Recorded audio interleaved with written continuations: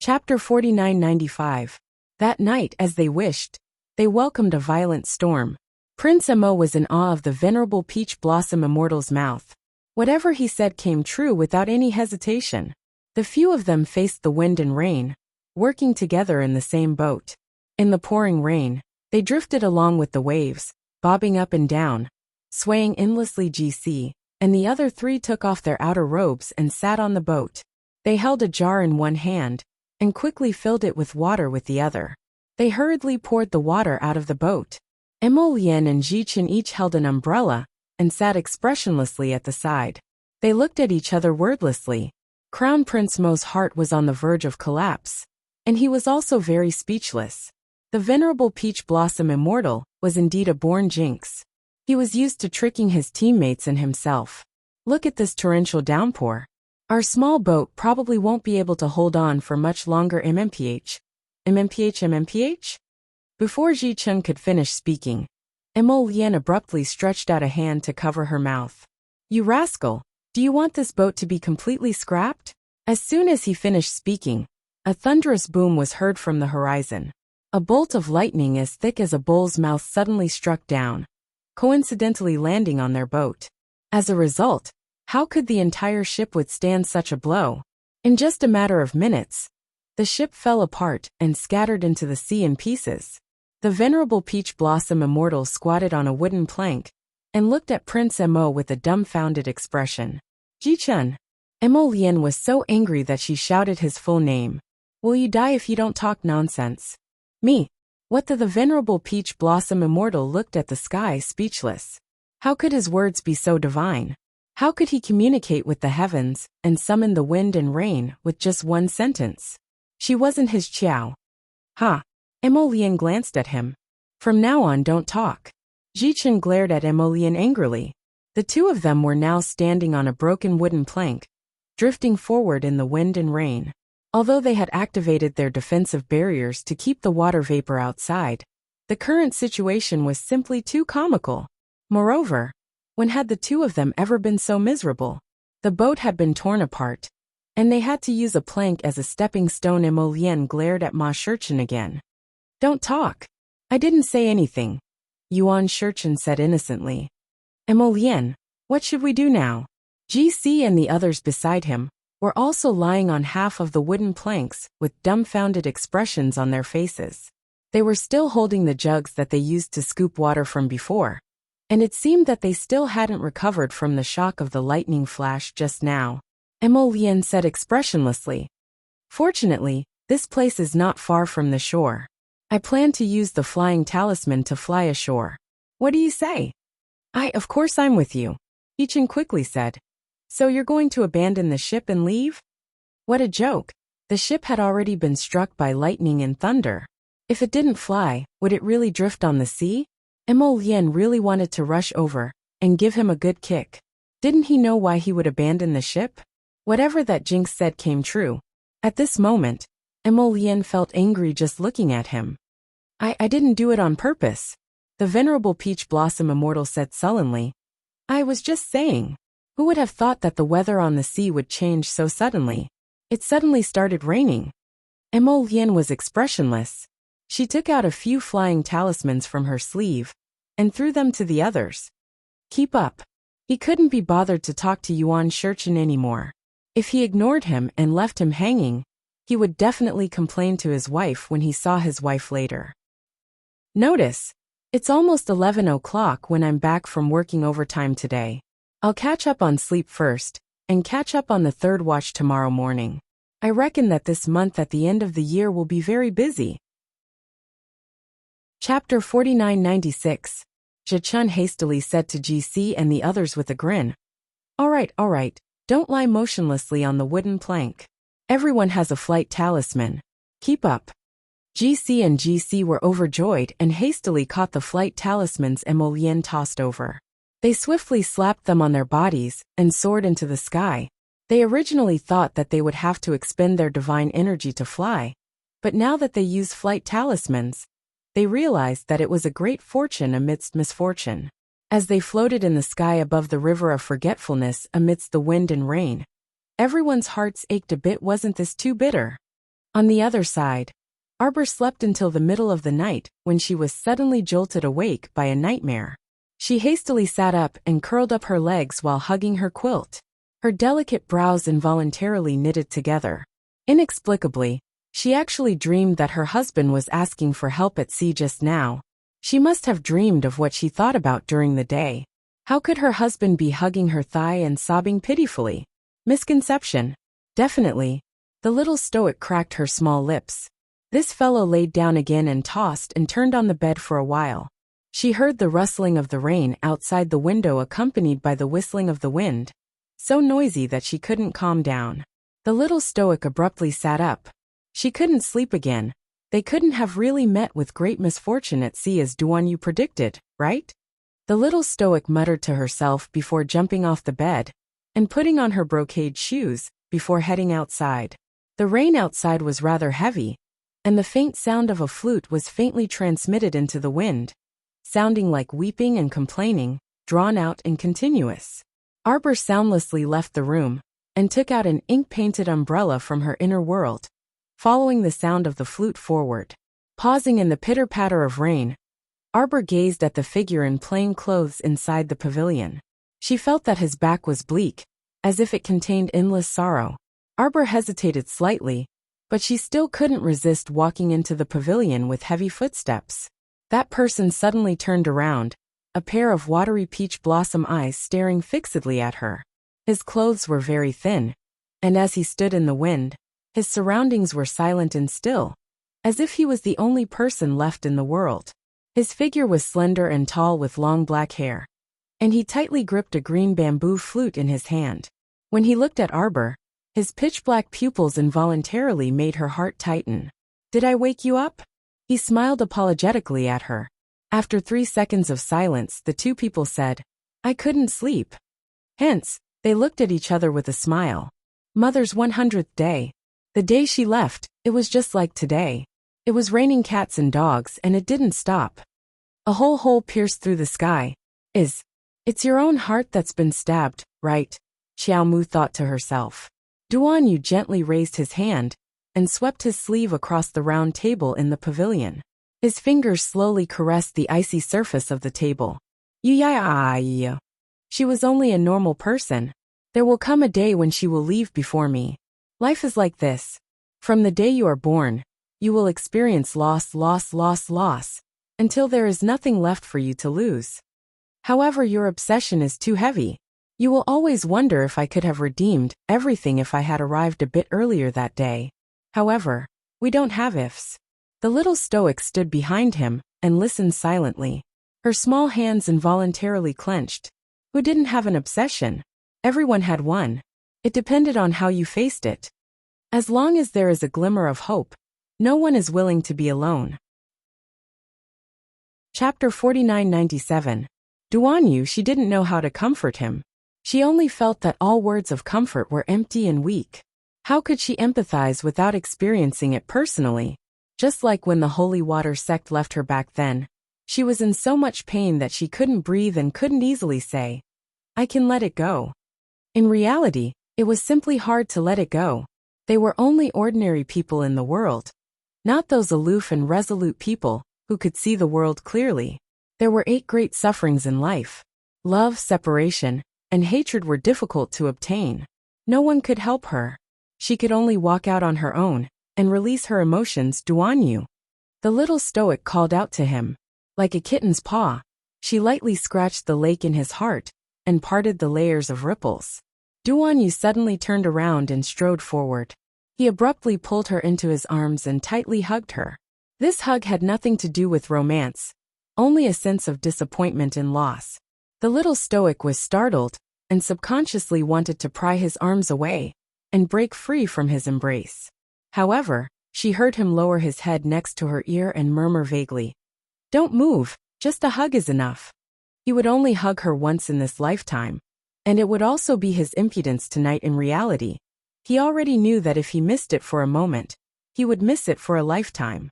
Even if time turned back, even if water was spilled, a missed opportunity was a missed opportunity. He couldn't force it in this lifetime. When the little stoic returned to the room, it was already late at night.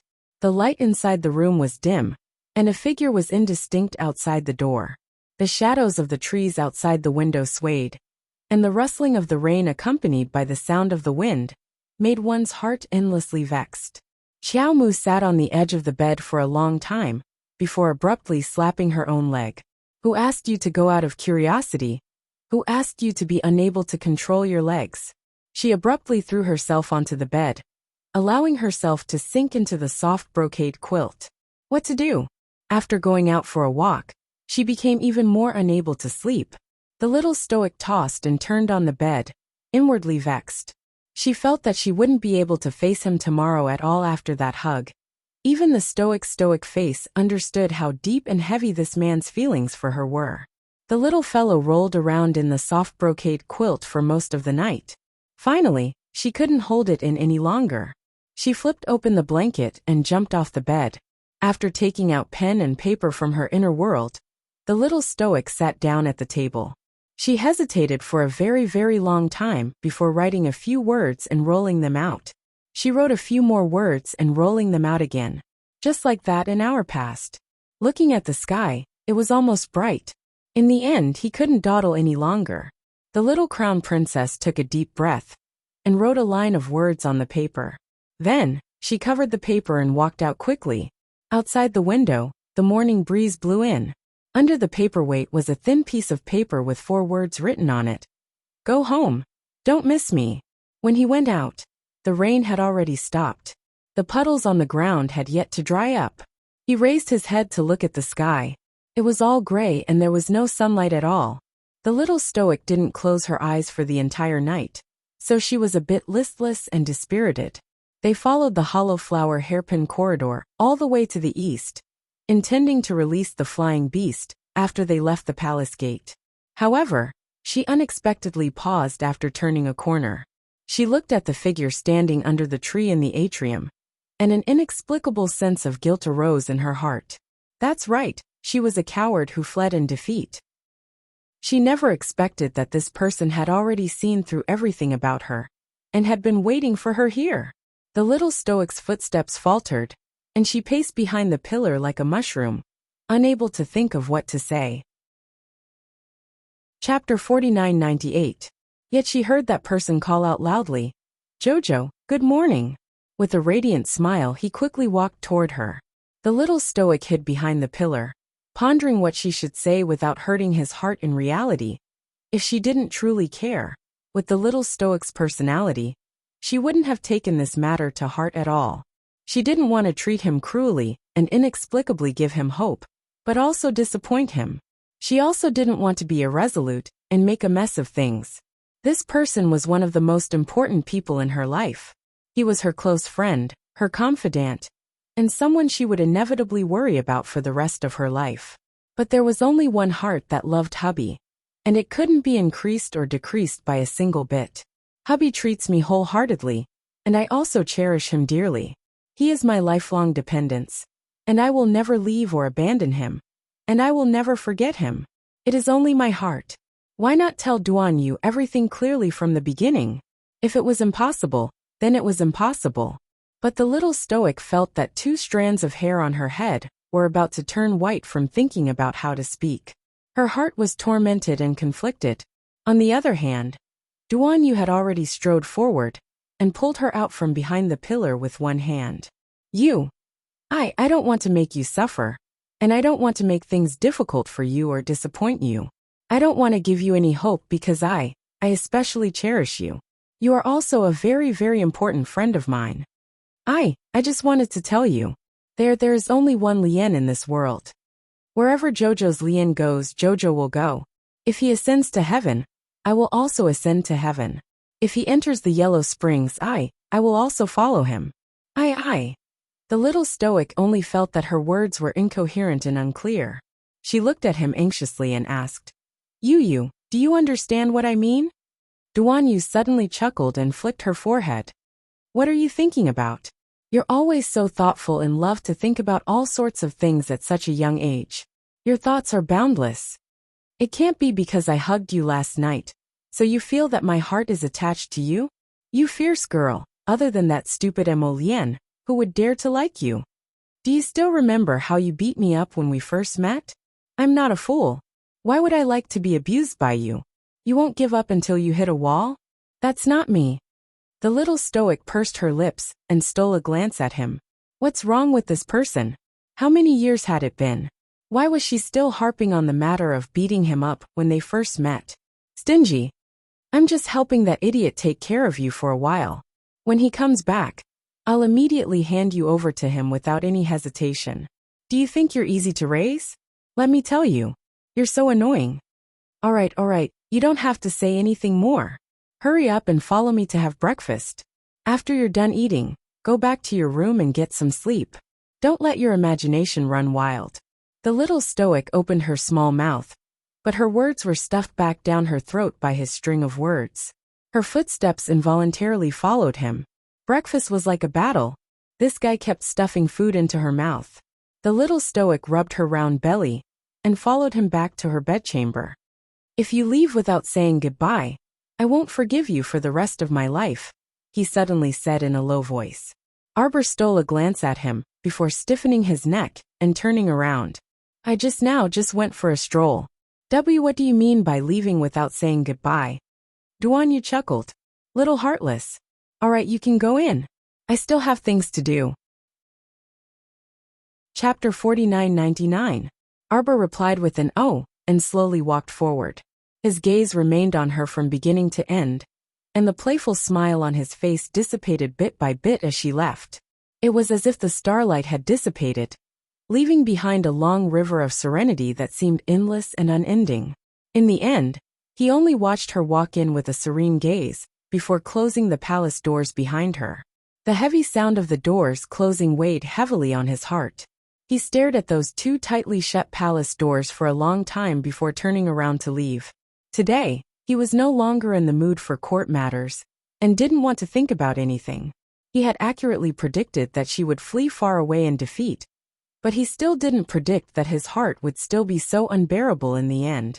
He entered the study, closed the doors, and opened the windows. With a wooden expression, he picked up the brush and wrote a vigorous and forceful Jing character on the unfolded paper. If his heart wasn't calm, how could he calm his heart? Jojo said that she didn't want to give him the slightest bit of hope, afraid that he would feel unbearable. But how could she have known that perhaps, as long as there was the slightest bit of hope, it would make him happy instead? Even if he would still be disappointed, or even despairing in the future, at least he once had that slightest bit of hope. He threw down the brush and dampened the Jing character on the paper. Like the ripples in his heart, they spread outwards. I'm sorry, Jojo. I lied to you. I only didn't want you to leave. I purely didn't want you to leave me at this time. I was worried. I was afraid. I was afraid that once I left, we would meet again as strangers in the future. I lied to you that I didn't have the slightest bit of feelings for you. Those were lies. I can't speak of the 10,000 points of affection I have for you in my heart. I only wish to bury them deeply, and not give you the slightest chance to see through them. I like you. My heart is pleased with you, and I can't help but want to get close to you. Even if it's just watching you silently, my heart is enough, and this life is enough. Arbor slept until nighttime before waking up, and he was actually a bit groggy when he got up. The little stoic pulled a taut face and brushed open the window in passing. She then heard indistinct, fragmented words. Did you hear? The 9th princess got into a fight with 2 women in the rear garden. Aya, lower your voice. Ever since the 9th princess married the prince of the barbarian tribe, she has been coming back to complain to His Majesty every few days. This is not a matter of a day or two. A little palace maid with a sharp voice snickered and said, Why would His Majesty care about her? They all say that a married daughter is like spilled water. Not to mention that His Majesty is not even her biological brother. Even if he was, who would care about the life and death of an unfavored princess? Do you know who those 2 women are? Who knows? Prince Dua has so many concubines. These 2 must have been taken in recently. Can the 9th princess beat him? Is the crown princess awake? Yuan Zhen's voice came from outside the door. Come in. The young crown prince consort's voice was completely emotionless. Yuan Zhen entered the door and bowed. Before she could open her mouth, she heard the little crown princess say, Auntie, there are 3 gossips outside. Have someone drag them in. Yuan Zhen was taken aback, and she quickly turned around to give her 2 personal royal maids a look. Those 2 nimble royal maids hastily strode out the door and dragged in the 3 wailing junior palace maids in a short while, kicking them to the ground.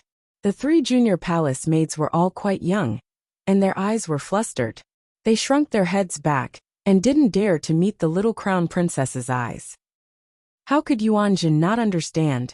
Her face darkened, and she shouted angrily, "How dare you? Crown princess, spare my life! Crown princess, spare my life!" Chapter 5000. The 3 little palace maids panicked in fright, repeatedly kowtowing and apologizing to Arbor, loudly begging for mercy. Arbor sat there expressionlessly, coldly looking at the 3 people kneeling on the ground. Yuan Zhen gave a meaningful look to the palace maid beside her. That palace maid quickly stepped forward, picking up a crying little palace maid on the ground, and coldly asking, "Speak. Who ordered you to come here and spread rumors? What is your purpose?" "Aunt, spare us. Crown princess, spare us. Crown princess, spare us, we don't know. The little crown princess coldly glanced at them. With a wave of her hand, 3 dictum talismans flew into the 3 people's bodies. "Speak, who ordered you to come here?" It's eunuch Yang. He gave us some mystic coins and food, told us to come here and pass on a few words." Yuan Zhen's face instantly became very ugly. She naturally knew about this eunuch Yang. He used to be a respectable person by Empress Lu's side, and now he was one of the most capable great eunuchs by the Empress Dowager's side. But he was properly on duty at Renchuan Palace. So why did he come to provoke the little crown princess for no reason?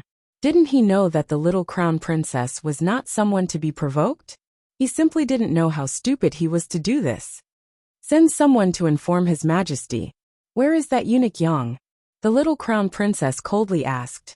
Yuan Zhen only felt that things were not good, and her heart couldn't help but slightly sink. She quickly replied, "Eunuch Yang is the Empress Dowager's Renchuan Palace's eunuch." Arbor stood up with an indifferent expression, walking outside. "Go to Renchuan Palace. Crown Princess, do you want to go there personally?" Although His Majesty had never had any interaction with this Empress Dowager Lu after ascending the throne, and never liked her. But if the Crown Princess just went there like this, then Yuan Zhen repeatedly signaled to the palace maid behind her with her eyes. That person understood, quickly and quietly retreated, quickly running towards the front hall. Today's matter was probably not over. "Bring them along," the young Crown Princess ordered coldly, her face expressionless. From the first day she entered the Azure Palace, the days had never stopped. Previously, there was a palace maid who tried to poison her again and again. She couldn't take it anymore and killed her. Now, someone else had come to provoke them. Could it be that Jojo gave others the impression that he was a soft persimmon that anyone could step on? When a persimmon gets angry, it can also choke people to death. Arbor walked out of the palace doors with a stoic expression and headed for Queen Dowager Lu's Renchuan Palace, under the guidance of a group of people. The 3 little palace maids cried until their eyes were crooked and their mouths were slanted. Snot and tears flowed down their faces. They were tied up with ropes and dragged away. All the way, they couldn't help but let out faint sobbing sounds. "What are you crying for?" Arbor shouted impatiently. These people were really sick. They didn't have the ability, but they liked to go around provoking people. When they were caught red-handed, they always liked to act pitiful, making it seem like she was so cruel. If it weren't for people always coming to provoke her, she wouldn't have bothered with them for 100 years. Stuff their mouths first. Yuan Zhen kept thinking about the little grand-aunt in her heart, hoping that His Majesty would quickly appear. Looking at this situation, it probably wasn't just that eunuch Yang who was unlucky. Empress Dowager Lu would also be implicated. The 3 little palace maids trembled incessantly. After their mouths were stuffed, they could only let out fragmented whimpers. Xiao Mu's mood only improved slightly after the ringing in her ears became much quieter. Chapter 5001. However, when the group of people turned to the back garden, they heard heart-wrenching cries before they had even taken a few steps. Several tumbling figures punched and kicked, tearing and pulling from one end of the path to the other. Unable to control their bodies, they fell and rolled into the flowers. Everyone could only stop in their tracks and look at each other.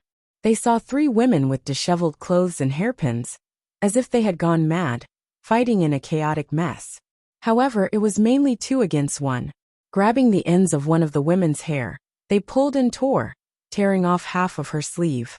On his bare arms, there were a few obvious scratches made by fingernails.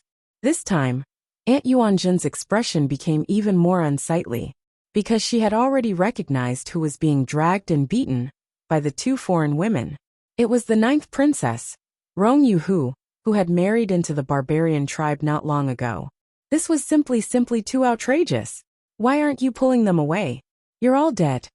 Yuanjun angrily berated. The small palace servants who were secretly watching this farce from the side hurriedly went forward to pull the 3 women. After separating them with great difficulty, Rong Yuhu screamed and wanted to go forward to fight back, but Yuanjun blocked her with one hand. Prince Consort, you'd better think thrice before you act, Yuanjun said with a sullen face. It's fine if those uncivilized shrews don't know etiquette.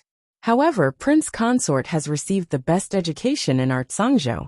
Don't lose the demeanor a mistress of the household should have. Rong Yuhu stood there with disheveled hair. Her entire body was in pain, and her head was about to explode. Sangzhou's imperial family is only SOO. One of the foreign women who had been scolded by Yuanjun said with a face full of mockery. The daughter they taught is even worse than us uncivilized shrews. Impudent! Yuanjun angrily rebuked. These 2 concubines of Prince Yuhua were too ignorant of etiquette and impudent. Where did they think they were? This was the inner court of the Azure Palace. They actually dared to be so impudent and bite the 9th princess in the back garden. It was simply Yuanjun was so angry that her face turned green. The 2 exotic women both had the bloodline of the grassland. Their eye sockets were deep, and their noses were high. They were indeed beautiful, but their coquettish and rude appearance greatly reduced their beauty. We're not from Song Prefecture. You're just a servant in the palace. How dare you scold a guest like this? What a joke! Hurry up and get out of the way. We sisters still have to rush back to serve the prince. Isn't that so? The prince is still waiting for us in the bedroom. If we disturb the prince's mood, I don't think any of you can afford to take responsibility. The 2 girls really dared to say anything unrestrained. Yuanjun's face turned ashen when he heard that. Arbor stood expressionlessly on the side. At first, he didn't want to interrupt, but when he heard the 2 women provoking the crowd, he couldn't help but frown. You're too noisy, the little crown princess said coldly. Even a pheasant sounds better than the 2 of you. The 2 women had been giggling, but when they heard the little crown princess's words, they couldn't help but be startled. Their laughter abruptly stopped. One of them shouted in exasperation, "Damned girl, do you want to die?" Yuanjun was so angry that his heart was in turmoil. He angrily shouted, "Impudent! A concubine of a prince from a tiny barbarian tribe dares to be so rude in the inner court of the Azure Palace. Take them down!" Immediately, 3 to 5 tall and sturdy female servants rushed over, just as they were about to reach out and grab the 2 women. Chapter 5002. Who would have thought that the 2 women would suddenly attack? 2 daggers coming out of their sleeves, aiming for the young crown princess' neck. Yuanjun's heart tightens, and even the voice that comes out of his mouth trembles. Quick! Someone come quickly, take down these 2 female assassins. If they hurt this little ancestor, in His Majesty's rage, he would most likely implicate everyone present. After following by this person's side for a few days, how could Yuanjun not understand? This His Majesty, protected the young crown princess like she was his treasure. He absolutely wouldn't allow anyone to touch a single strand of her hair. Whoever dares to touch her can only wait for bad luck. But Arbor doesn't even spare the 2 women a glance. She directly reaches out a slender jade hand and grabs the dagger that's coming for her neck with her bare hands. Crown Princess. Yuanjun is so frightened that he almost kneels down in front of the crown princess. How could such a small hand that's like white tofu so casually grab the other party's dagger? Only to hear a dang sound. The young crown princess' jade hand is like a diamond drill, directly cutting off half of the dagger. The concubine's face is filled with disbelief. Yuan Zhen and the others' ashen complexions also slightly relax. Before they can even take a deep breath, they see the young crown princess fly straight up, like a nimble leopard, and send a flying kick out. She stupidly kicks one of the concubines in the face. Bang! That person is sent flying, her back heavily smashing into an evergreen tree. Her entire person rolls down from the tree in a very sorry state, groaning twice. How could she still get up? The other concubine is completely stunned, the dagger in her hand momentarily not being able to hold it steady, and it falls to the ground with a clang sound. Arbor knits her brows. The person behind the scenes went through so much trouble, reaching into the palace and making all sorts of arrangements, only to arrange such a joke? First, he bribed eunuch Yang by Empress Dowager Lu's side, and then let him use some resources to lure 3 palace maids to do his bidding. In the end, he just wanted to lure her into the back garden and let 2 concubines with low cultivation to kill her? It was completely unreasonable for them to go through so much trouble and only send out 2 low-level assassins. There was something fishy about this matter. Arbor took a step forward, and the pale-faced concubine couldn't help but cry out, "Prince, your highness! Ah! Help! Help!" The concubine only managed to utter a few words before she was pressed down by a group of guards. Her face touched the ground, and her entire body was pressed to the ground. She struggled bitterly but was unable to move. "Tu Lang, what are you waiting for? Are you waiting for them to kill me? If we sisters die, the prince will definitely not let you go." Suddenly the treetops moved, and a huge gust of wind blew down from the sky.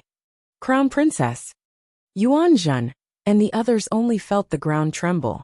When they looked up, they saw a strange thing with a wolf head and a human body that was 2.5 meters long appear in the imperial garden. His fist was as big as a giant alms bowl. When he punched towards the little crown princess's head, Yuan Zhen and the others' hearts couldn't help but clench. In front of this tall giant, the petite crown princess was simply like a little child. She could be crushed with a single finger. So the main character was waiting for her here. Arbor's lips curled into a cold smile. She leaned to the side and quickly dodged the big fist that was like a copper alms bowl. Everyone only heard a loud bang. Chapter 5003. At the same time, at the north gate of the Phoenix Emperor City, a carriage with a blue canopy passed by the long line of people moving forward as fast as lightning. The wheels of the carriage rolled over the bluestone road, making a series of sounds. The pedestrians in front of the line couldn't help but turn their heads to look at the person who cut the line. Marquis Xingho is ordered to leave the capital. He has something to do. A fast horse came forward, holding a round token in his hand, and waved it at the guards. The 2 guards immediately saluted respectfully, glanced at the token, and hurriedly asked the pedestrians to move to the side. "Marquis, thank you. Please." Marquis Xingho's carriage was about to pass through the arched bridge of the city gate. Just then, he heard a series of rumbling horse hooves coming from behind, followed by a cold shout. "Everyone listen to my order. Take down Xingho." Hundreds of soldiers with spears and swords swarmed forward. In just a few seconds, Xingho's carriage was completely surrounded. The curtain of the carriage was gently lifted, and Xingho's thin old face appeared at the window. He smiled at a middle-aged bearded general who was chasing after him on a horse. "East Mountain King, why have you led your men here?" "I've been summoned to do something." "Marquis, please. His Majesty wants to see you." Xingho's thin face showed a faint smile. He laughed dryly and said, "I don't know why His Majesty summons me." East Mountain King Wu Hung said expressionlessly, "Marquis, you must be joking. Since His Majesty summons you, it's your duty as a minister. How can you inquire so many people before meeting His Majesty?" Xingho's smiling face turned gloomy little by little. The corners of his mouth moved, and he said coldly, "I'm not feeling well these days. I'm afraid His Majesty is sick. Why don't East Mountain King report to His Majesty?" "Marquis, do you want to defy the edict?" East Mountain King Wu Hung glanced at Xingho with a faint smile, fiddling with a sharpened dagger in his hand. East Mountain King said with a smile, "I'm afraid Marquis has no room to refuse." And Xingho's face turned green and white, and his palms on his knees were tightly clenched into fists. Guards, escort Xingho back to the palace to see His Majesty. Yes, hundreds of soldiers surrounded the carriage. 2 of them even straddled the coachman's seat and kicked the trembling coachman off the carriage. And Xingho was silent for 2 seconds. Then he sneered and said, "East Mountain King, you don't have to do this. If Marquis is willing to cooperate with this prince, then this prince naturally does not want to force my own colleagues." Humph. And Xingho gritted his teeth, slammed down the curtain, and sat in the carriage. However, in just a moment, the curtain of the carriage was lifted again. Wu Heng, the East Mountain King, jumped up with a smile and sat in the same carriage as Xingho. Xingho was furious. "What is the meaning of this, Wang Ya? This prince is a little tired today. Let me borrow the Marquis's carriage." Your Highness doesn't need to be like this. Since this Marquis has already agreed to go with you to see His Majesty, I naturally can't do anything else. You don't have to monitor me so closely. The Eastern Mountain King Wu Heng shook his head and smiled. That's hard to say. There's no guarantee that the Marquis doesn't have some talismans or treasures that can teleport.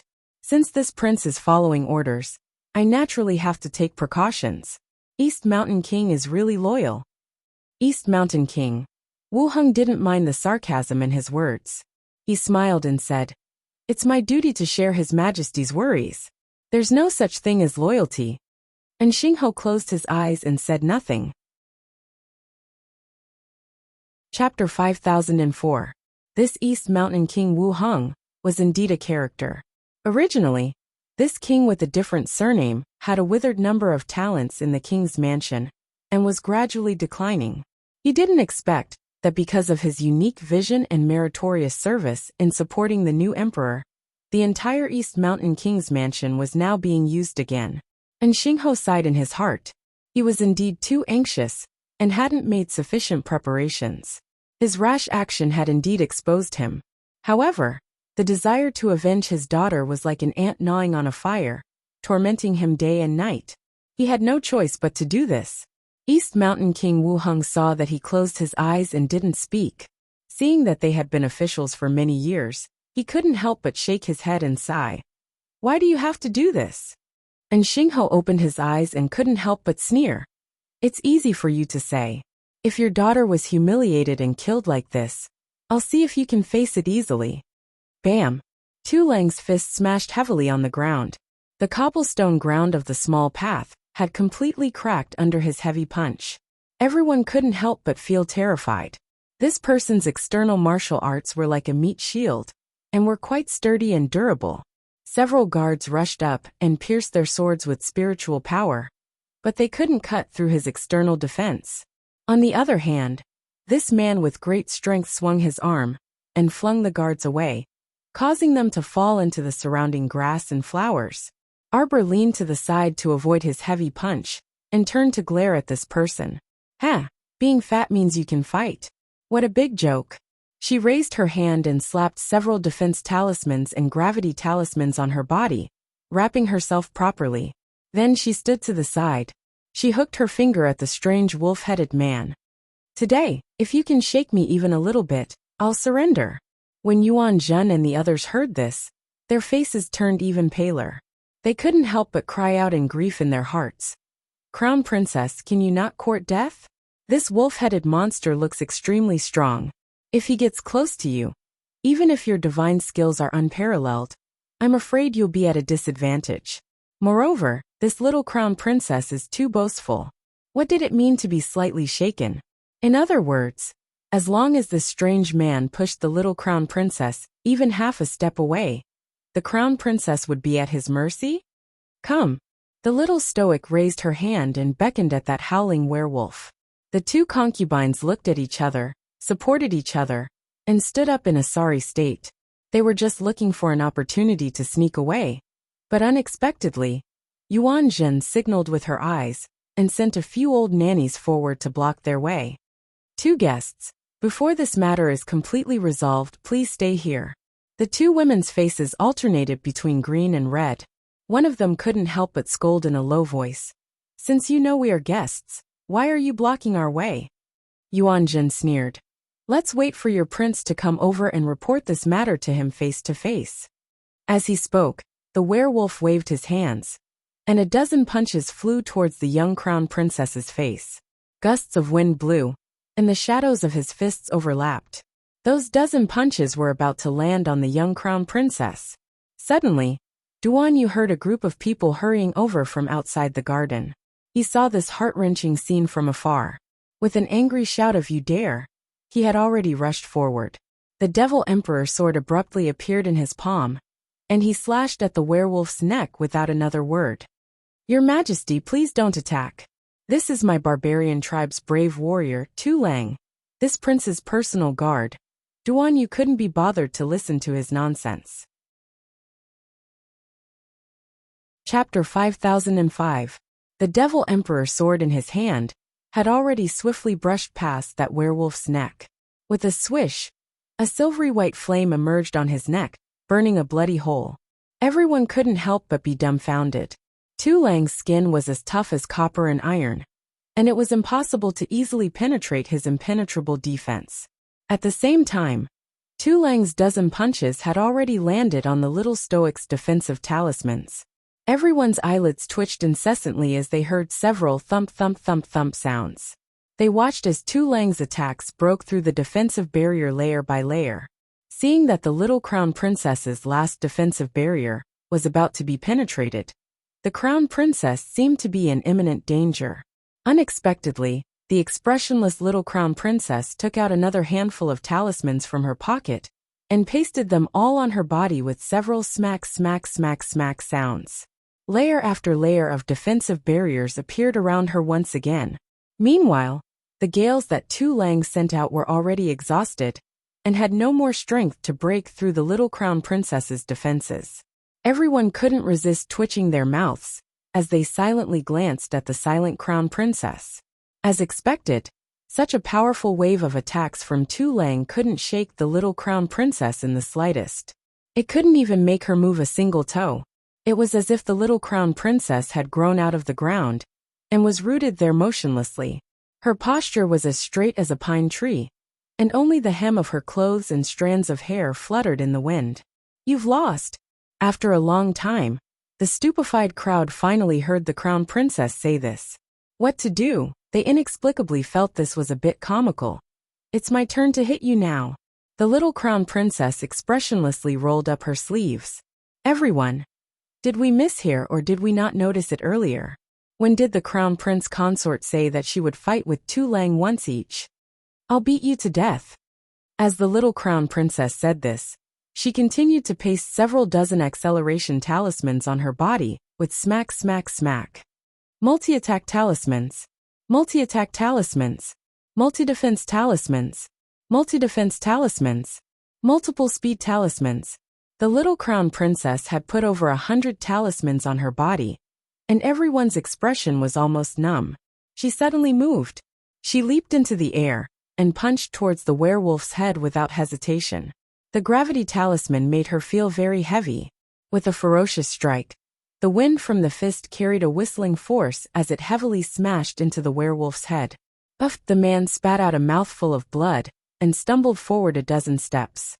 His body swayed a few times. In the end, he couldn't support himself and collapsed to the ground with a boom.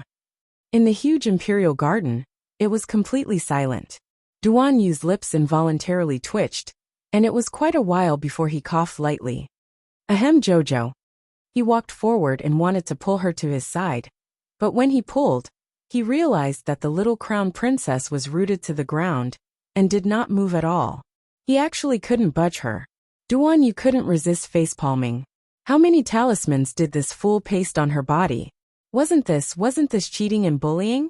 Prince Yua, who walked over with Duan Yu, felt his jaw nearly drop. He looked dumbfoundedly at the little crown princess and suddenly pointed at her and exclaimed, It's you. He had an impression of this person. The crown princess of the divine province. Why are you here?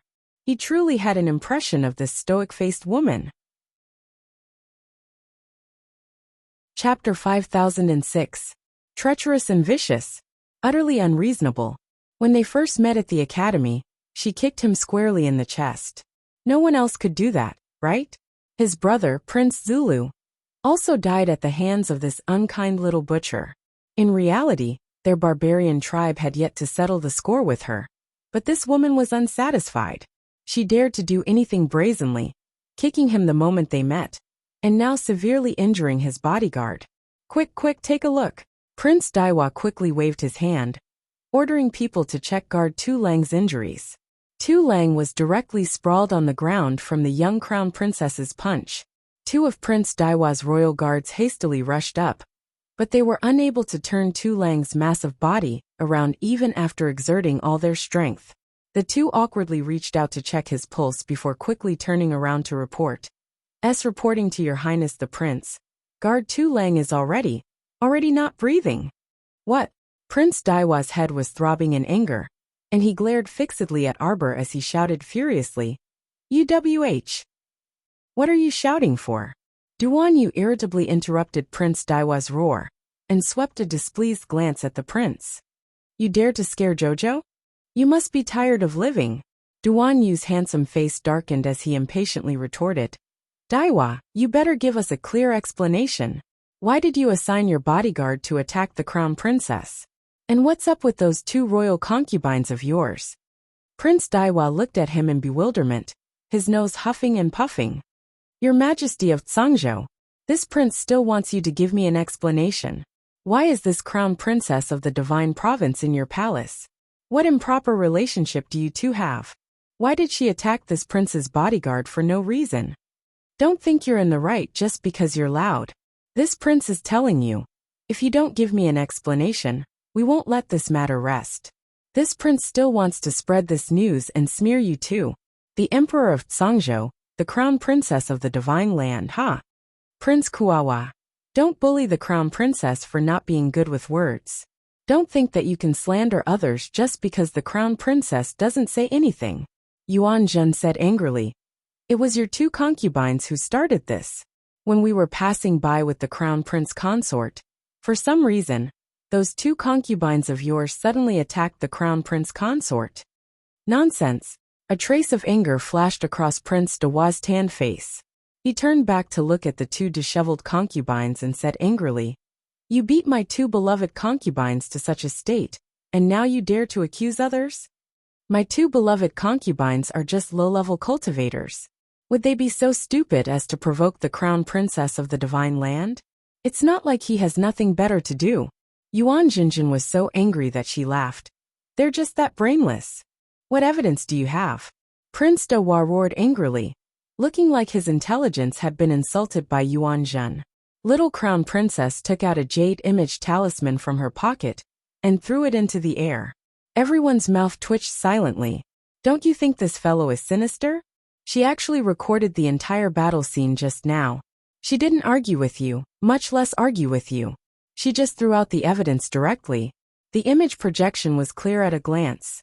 From the moment the crown princess stood here, she hadn't said much.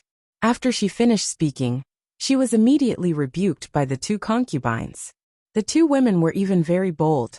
They took out daggers from their sleeves and slashed at the crown princess' neck. It was clear that there was no room for argument. Prince Daiwa looked like he had eaten shit. Chapter 5007. After stammering for half a beat, Prince Daiwa finally found his voice and turned to glance at Duan Yu. Your Majesty, this must be a misunderstanding, a misunderstanding. This short and stout dark-skinned prince strode to the two trembling concubines and rewarded them with a slap, each with a wave of his hand. You two must have eaten a bear's heart and a leopard's gall, right? You even dare to provoke the crown princess of the divine province? You don't know that the crown princess of the divine province's peerless martial prowess is unrivaled in this world. Even this prince can only concede defeat in front of the crown princess. Why aren't you scramming over and apologizing to the crown princess? Do you still need this prince to teach you? Duan Yu knitted his brows when he heard his sour words. His sarcastic tone seemed to be praising Qiao Qiao, but in fact it was full of sarcasm. Those two concubines promptly prostrated themselves on the ground and cried out timidly. We were blind and didn't know it was the crown princess who had graced us with her presence.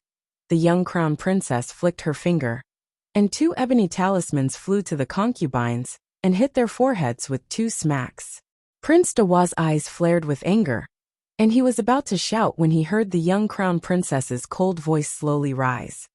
"Who instigated you two to detain me here?" The faces of the 2 concubines were muddle-headed. They only felt that the cold voice was echoing in their heads. They couldn't help but answer. "We were entrusted by our fellow villagers to create trouble in the Imperial Garden today. As long as we can detain a noble who is passing by, we don't need to do anything else. Tu Lang can handle the rest." "Impossible!" Prince Dewa shouted angrily. "How could Tu Lang attack the crown princess without my orders?" The 2 concubines' eyes were lifeless, but they said in unison, "Did Prince forget? It was you who told Tu Lang to protect us well. Once we encounter danger in the noble's hands, Tu Lang will naturally save us from danger." Prince Dewa's face turned even uglier. His face was yellow as shit. He opened his mouth, but was unable to refute. The order was indeed given by him. This lustful prince of a barbarian tribe changed women as quickly as he changed clothes. Often, because he doted on his concubines, he wished that he could give them all the good things in the world. When he no longer doted on them, he would abandon them. The reason why he left Tu Lang with the 2 concubines this time was because 2 days ago, the 2 concubines came to him and cried, saying that the main wife made things difficult for them, and their days were difficult. Therefore, he left Tu Lang by their side to protect them. Who would have thought that this would spoil things? "What benefits did you 2 take from your fellow countrymen? Hand it over." The 2 of them were expressionless. They took out several bags of spirit coins from their inner worlds and placed them in front of the crowd along with 2 spirit tools. They were still kneeling on the ground, motionless. "Prince Nava, the facts are here, and the goods are there, and the bribe is here. What else do you have to say?" Prince Nuwa's face flickered back and forth like a rainbow. Arbor asked expressionlessly, "One last question. Why did you have to attack here? Why did you have to lure her to the royal garden and prevent her from leaving? Was it just to have Tu Lang fight with her? Or did you have other motives?" Sir Jojo turned around and met Duan Yu's eyes. "Let's go." The 2 of them had just flown up nimbly when they suddenly felt a heavy gravity envelop them from midair. There was a huge bang under their feet, and the entire ground caved in instantly. Chapter 5008. The 2 dumbfounded concubines were the first to fall. Before he could even react, his body had already been pierced by several sharp knives from the ground with a poochie sound. The 2 of them widened their eyes in horror and died before they could even cry out. Prince Dewa was more agile. Although he immediately levitated into the air, the gravity above his head caused his body to sink down. He stabilized his sinking body with great difficulty and barely managed to stay afloat in the air. When he looked down, he saw rows upon rows of gleaming snow-white blades aimed at him uniformly. If he really fell down just now, he probably wouldn't have ended up well even if he had a defensive barrier. When Prince Dewa thought of this, he involuntarily shuddered, and his eyes swiftly looked in Duan Yu and Arbor's direction. He couldn't help but be dumbfounded. Where are they? His Majesty Tsangzhou and the Crown Princess of the Divine Province were both gone. Not only were those 2 people gone, but those royal maids and guards beside them were also gone. It seemed like only their barbarian tribe's group was affected by the gravity at the scene. What the heck was going on? Where are they? Prince Nua roared, but his body suddenly sank down. This guy paled, and he hastily stabilized his body. The guards were currently channeling all the energy in their bodies to resist that gravity with bitter expressions. So how would they dare to speak rashly? When Prince Dewa saw that the guards were ignoring him, his face turned green with anger. He barely stabilized his body and roared, "What are you still standing there for? Hurry and clean up the blades below." Since the gravity couldn't be removed for the time being, what else could they do? They could only first destroy or fill up this pit of blades below. However, when Prince Dewa gave his order, everyone around him remained motionless with bitter expressions. It wasn't that they didn't want to clean up this pit of blades below, but that they couldn't move at all right now. Even speaking would affect the leakage of divine energy, let alone having them free up their hands to fill up the pit below. They were already having a hard time resisting the pressure, and were struggling to hold on. So how could they have any other power to use? On the other side, the pitiful Prince Kawa felt the air in his chest dissipate a little after he finished roaring. His entire body was about to sink. He hurriedly placed his left foot on top of his right foot, and gently stepped on it. He thought that he could go up 2 inches. But who would have thought he fell down a short distance again? Seeing that he was getting closer and closer to those sharp blades, his hair stood on end. How could the Emperor of Tsangzhou and the Crown Princess of the Divine Land disappear in the blink of an eye? They must have escaped when they saw that the situation was not good. How could they leave their guests in such a dangerous place? Prince Dewa of the barbarian tribe. A cold voice came from above. Prince Kawa forced himself to raise his head. After a long time, he finally saw the 2 figures hovering not far away. Weren't they the cunning Emperor of Tsangzhou and the Crown Princess of the Divine Land? He didn't see when these 2 people disappeared, and he didn't know when they appeared here again. Now that he was begging for help, his tone softened. Your Majesty of Tsangzhou, Crown Princess of the Divine Land, you 2 are finally here. Quick, give me a hand. Help is at the next stage. Crown Princess, please be clear. I definitely didn't do this matter of hunting you down. I have no enmity with you, so how could I bear to attack you, right? Chapter 5009. Prince Hua. Ah yes. Crown Princess, please tell me. Prince Dua said hurriedly. Are you convinced? Prince Nuwa was dumbfounded. Fuck, what do I have to submit to? This Crown Prince Consort is probably a lunatic. I'm asking you if you're convinced. I submit. Prince Kawa cursed inwardly. However, since he was under someone else's roof, he had no choice but to lower his head. Now that he had to rely on someone else to save him, he could only accept whatever they said. Compensation. Duan Yu's mouth twitched as a memory suddenly surfaced. Compensation? Otherwise I will kill him. Go ahead and kill him. He's so stupid. He deserves to die. Hey wait, what kind of compensation do you want? Fixed price, 100 pieces of low-grade magnetite for this dog's life. It was strange that he had heard the word compensation so many times. After not hearing it for so long, he actually missed it. Now that he heard it again, he felt an inexplicable sense of familiarity. As expected of a person, he would be so calm after receiving compensation. Just like him, when he heard the word compensation, he was completely unaffected. Completely unaffected. If Prince Dewa knew what this Tsang Prefecture Emperor was thinking right now, he would definitely spit in his face. Of course you wouldn't feel anything. It's not like I'm asking you to compensate me. The list of compensation is here. You just need to sign it. The faces of the guards from the barbarian tribe were all slightly distorted. Their prince was sinking lower and lower than they were. When they looked down, they saw that their prince had fallen to the level of their waists. His legs were dangling, and he was only a hair away from the sword in the pit. The most important thing was that they were suffocating under the weight of the gravity.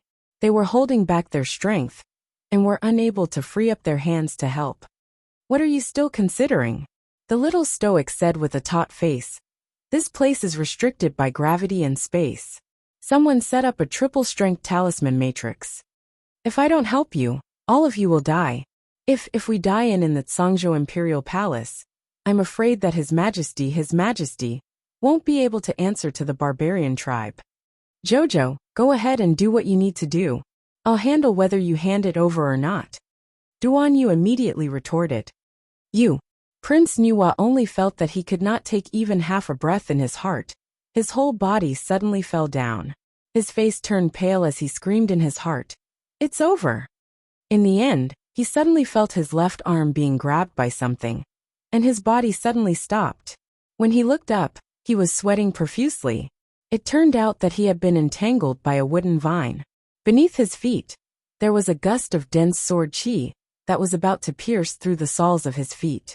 Prince Chaohua was so scared that he almost peed his pants. Cold sweat also appeared on his head. The little stoic expressionlessly asked again, Compensation? Compensation. Compensate. Prince Kawa was on the verge of breaking down. Why the fuck should I compensate? Who did I offend? Today's play had nothing to do with him at all. It was all those two concubines' fault for being greedy and not giving up on their evil intentions, causing him to be in this state. Sign it. The young crown princess tossed a scroll of compensation to Prince Kawa. With a curl, he dragged it from the air all the way to the ground. Prince Kawa's arm was held by the wooden vine, and he could barely move. He held back his tears and signed the form with trembling hands. He stamped his handprint and closed his eyes. Unable to look at what was written on the paper, this was a prelude to emptying his little treasury. Arbor put away that scroll of paper and muttered to Duanyu, "We'll be waging war with the Heavenly Fate Empire later on. Stockpile more supplies and money for the army's provisions." Chapter 50:10. Phoenix Tharch City is quite lively, huh? Zhichun looked left and right, his gaze sweeping the streets several times. While he was looking at other people were also looking at them. The sudden appearance of two peerless beauties on the street was like a scenic sight, instantly attracting the gazes of all the passers-by. Hee.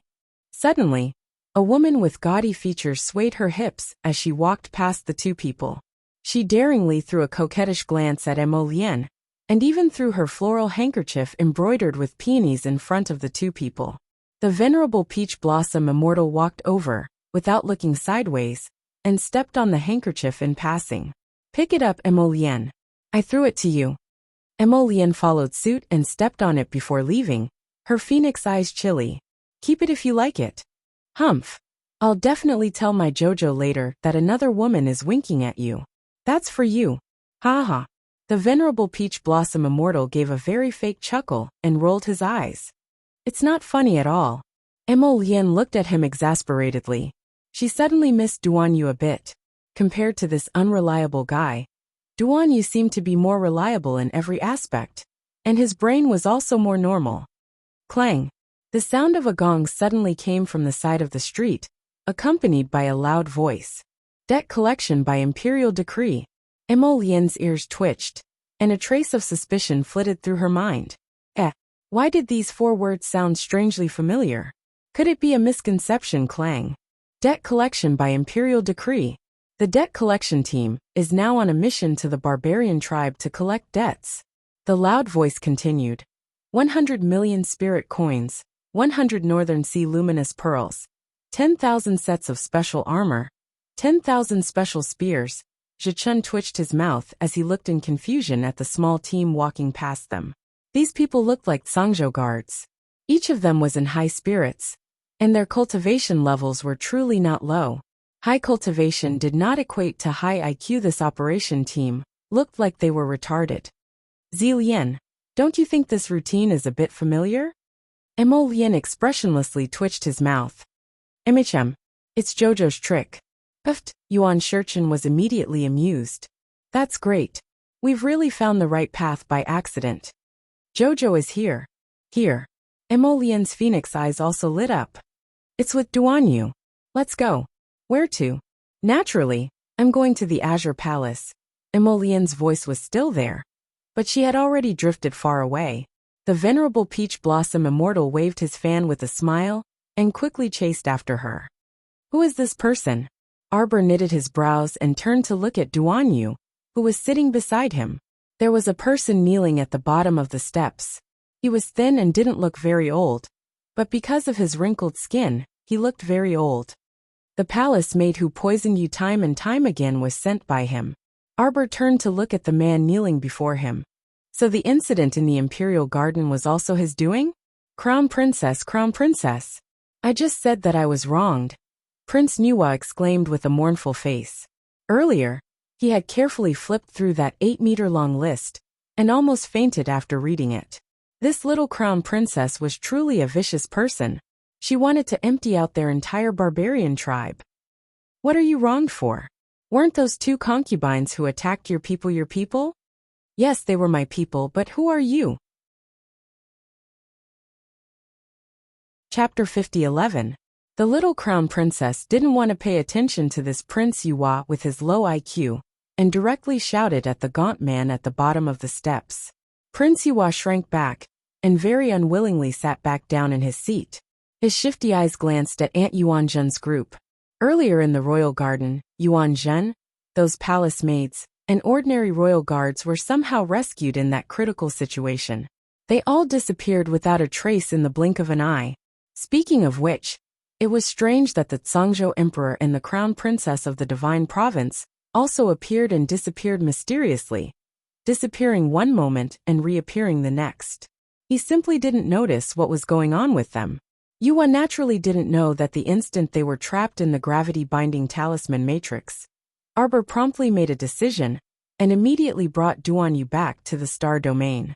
She also swiftly stored Yuan Zhen and the others into a storage talisman. So how could Yuan detect her movements? Moreover, the situation was critical at the time, and Yuan and the others were struggling against that gravity at the first moment. So how could they have the time to notice them? By the time they noticed, the little stoic and the others had long disappeared. The little stoic definitely didn't come out later to save people, but to ruthlessly extort Prince Yuan. Yuan was too displeasing to the eye.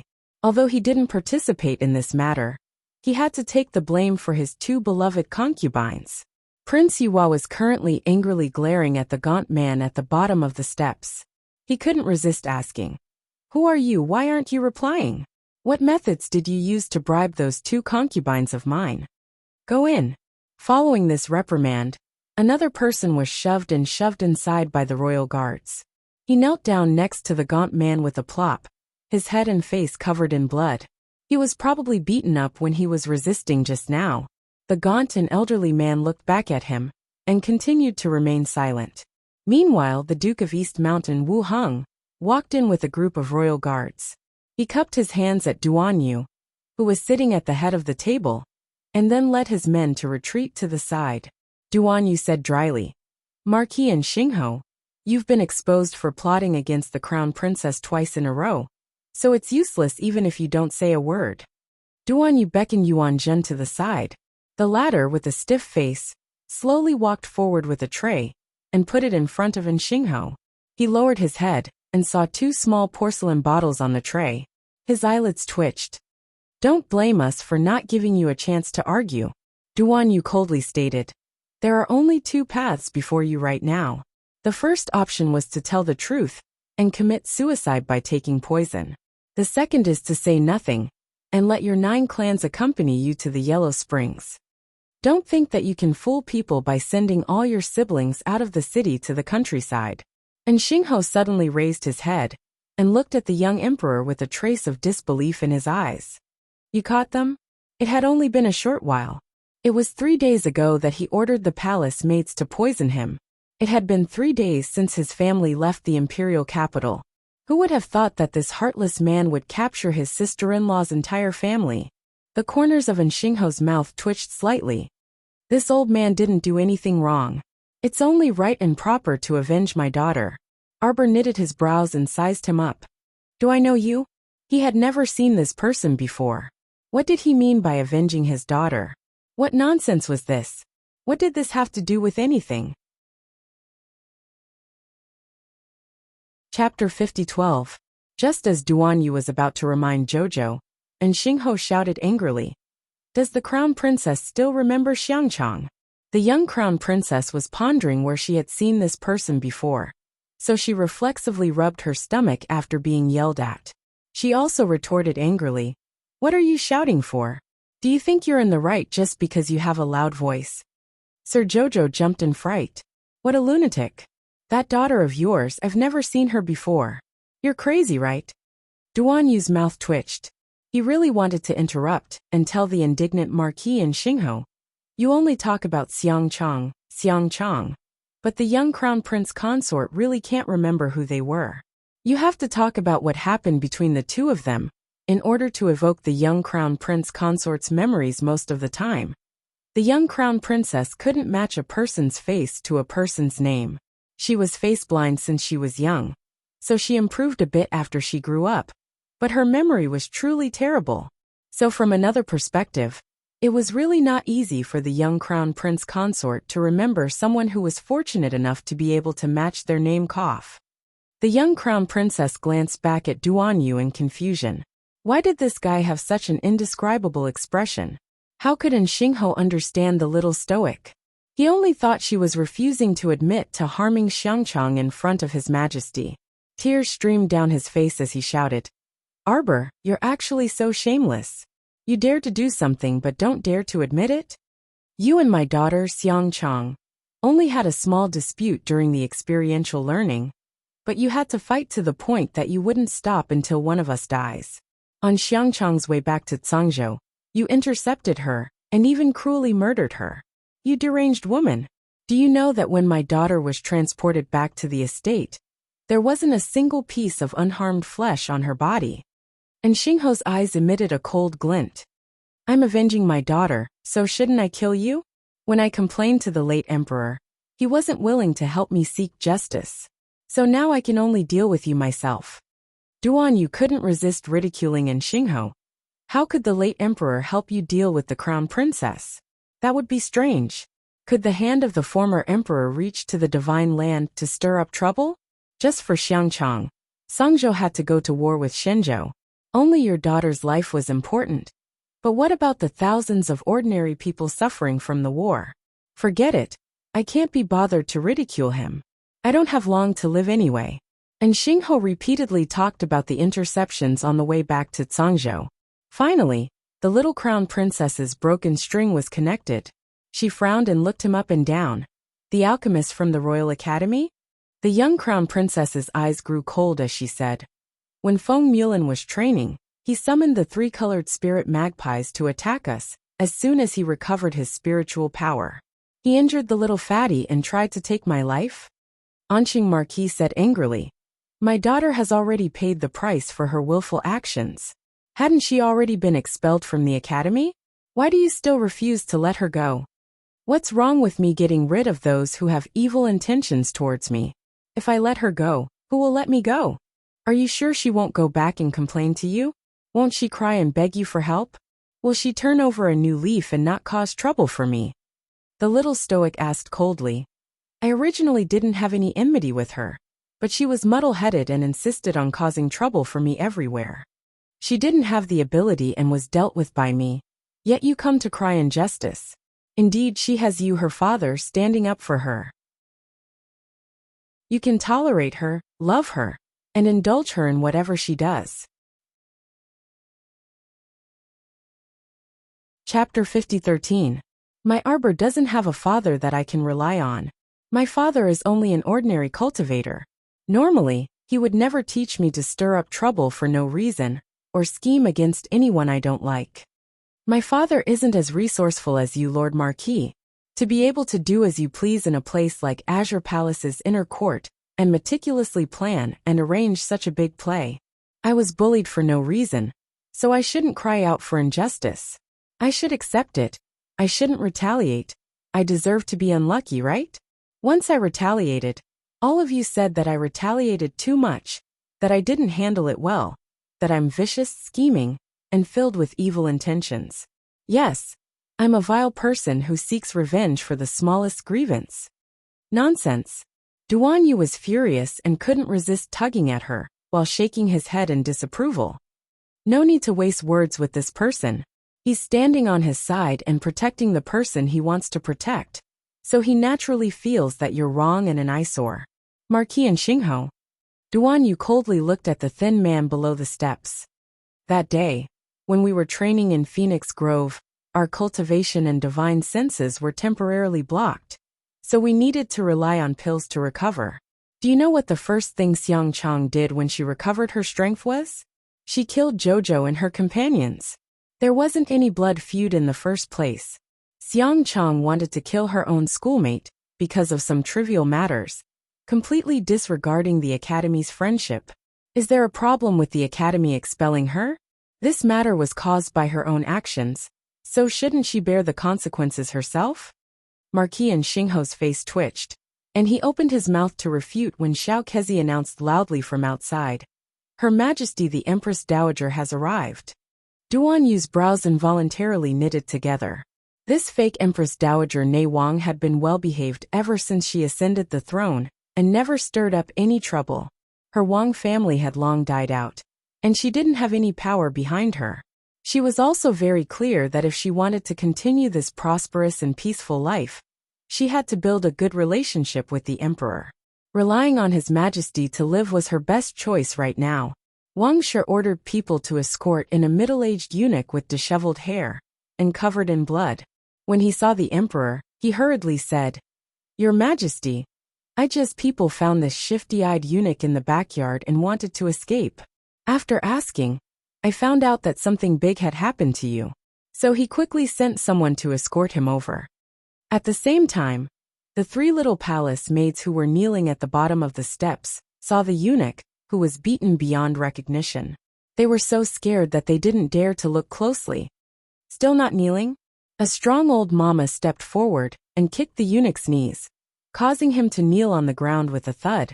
Duanyu looked meaningfully at this fake Empress Dowager. Although the fake Empress Dowager had not been in the palace for a long time, she was a smart person. She received the news so quickly, and quickly found Eunuch Yang, and brought him here. Not only could she quickly distance herself from him, but she could also put on a righteous front. It was a pretty good calculation. "Speak. Did you accept Marquis and Xingho's bribe, and instigate the three palace maids to lure the crown princess to the imperial garden?" Xiao Kezi immediately berated Eunuch Yang after Duanyu signaled with his eyes.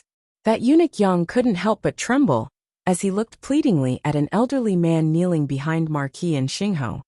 "It was I who asked Eunuch Yang for help," the elderly man said calmly with an indifferent expression. Chapter 50:14. Duanyu was puzzled. "You guys were able to set up an invisible gravity talisman matrix in the Imperial Garden?" Not only that, but they also hollowed out the ground, buried sharp blades, and smeared lethal poison on them. As long as someone fell in, they would have a slim chance of survival. Since when did the head eunuch of Benevolence Palace have such great power? These things couldn't have been done in a day or two in the Imperial Garden. When the fake Empress Dowager saw the emperor's puzzled gaze sweep over, she knew that he was still doubting her. She quickly smiled calmly and said, "Your Majesty may not know, but although this eunuch Yang is only a level 10 mystic cultivator, he has a contracted mystic beast, a groundhog. It can dig holes abnormally fast, and it doesn't even take an hour to dig a large hole in ordinary soft ground." When she said this, Eunuch Yang immediately collapsed to the ground like a deflated ball. The elderly man's earlier words actually completely confirmed that he had accepted a bribe and had selfishly helped outsiders dig holes in the Imperial Garden. The fake Empress Dowager's words were merely an additional explanation. "Lord Marquis, I helped you so sincerely, but you actually..." Eunuch Yang truly wanted to cry but had no tears. He didn't expect that the Marquis and his personal guards would bite him to death when things came to a head. Your Majesty, please spare my life." Eunuch Yang sprawled on the ground with tears streaming down his face as he wailed sorrowfully. This servant was momentarily blinded by greed, and was blinded by greed. If it weren't for Lord Marquis tempting this servant with hundreds of millions of spirit coins, this servant wouldn't have. Marquis and Xingho is truly generous. Who would be able to resist being bribed with more than 100 million spirit coins? So this matter made sense. Marquis and Xingho probably found the one surnamed Yang, because he fancied that groundhog. It had a miraculous effect in digging holes, and could coordinate with his own people to set up a formation. "May I know this sir's name? You should be a fellow villager of Prince Nuwa's two beloved concubines, right?" Duanyu's eyes coldly swept over the elderly man behind Marquis and Xingho. This elderly man's face was still stained with blood, but it had already congealed into patches of dark red. "Sir is a transcendent god realm cultivator, so why pretend to have been beaten and abused? Are you waiting for an opportunity?" When Duanyu said this, the fake Empress Dowager, who was originally standing next to Xingho, couldn't help but jump in fright. She promptly made a decision to hide behind the royal guards, her reaction very quick-witted. At this moment, the silent elderly man who had been kneeling on the ground the whole time slowly raised his head, and his lightning-like gaze flitted past Duanyu and Arbor. "Ma Wu, kill them!" The elderly man's figure abruptly dashed toward Xiao Mu, and his firm and powerful claw swiped at her shoulder. No wonder Xingho didn't panic at all from the beginning to the end. Duan Yu couldn't help but curl his lips mockingly. So it turned out that he had brought a Transcendence Realm expert with him. Bang! Duan Yu's palm collided with his opponent's, and the latter was pushed back 3 steps. The elderly man named Ma Wu glanced at Duan Yu in astonishment, and his figure suddenly split into 2. It was so fast that Duan Yu only had time to change his expression. This old man actually had a corporeal clone. Jojo dodged quickly. Duan Yu blocked the old man's attack, but he didn't have the time to care about the other clone. Duan Yu watched as the old man smiled sinisterly, and his hand was about to grab Arbor's neck. A streak of black fire poured down from the sky. Chapter 50:15. It was so fast that no one had time to react. With a loud boom, it hit the old man's clone. Old man Ma Wu probably did not expect such a variable to appear in the air. Caught off guard, he was hit in 1 hit. The clone retreated dozens of steps with a grunt. He retreated from the long, wide steps to the flat ground. The old man stomped on the ground. It took him a lot of effort to stabilize himself.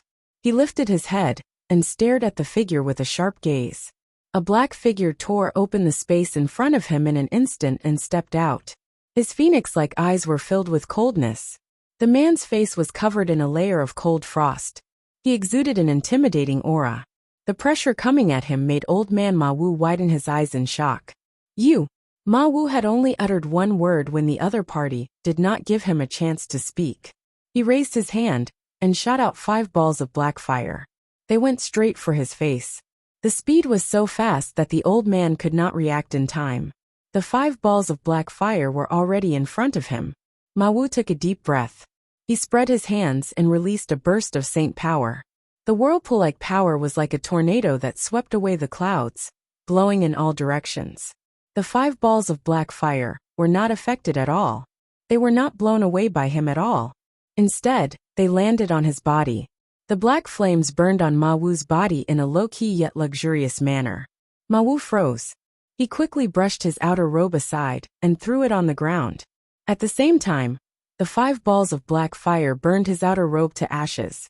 What are you? Ma Wu clenched his fists and was about to question him when he suddenly felt a burning sensation in his chest.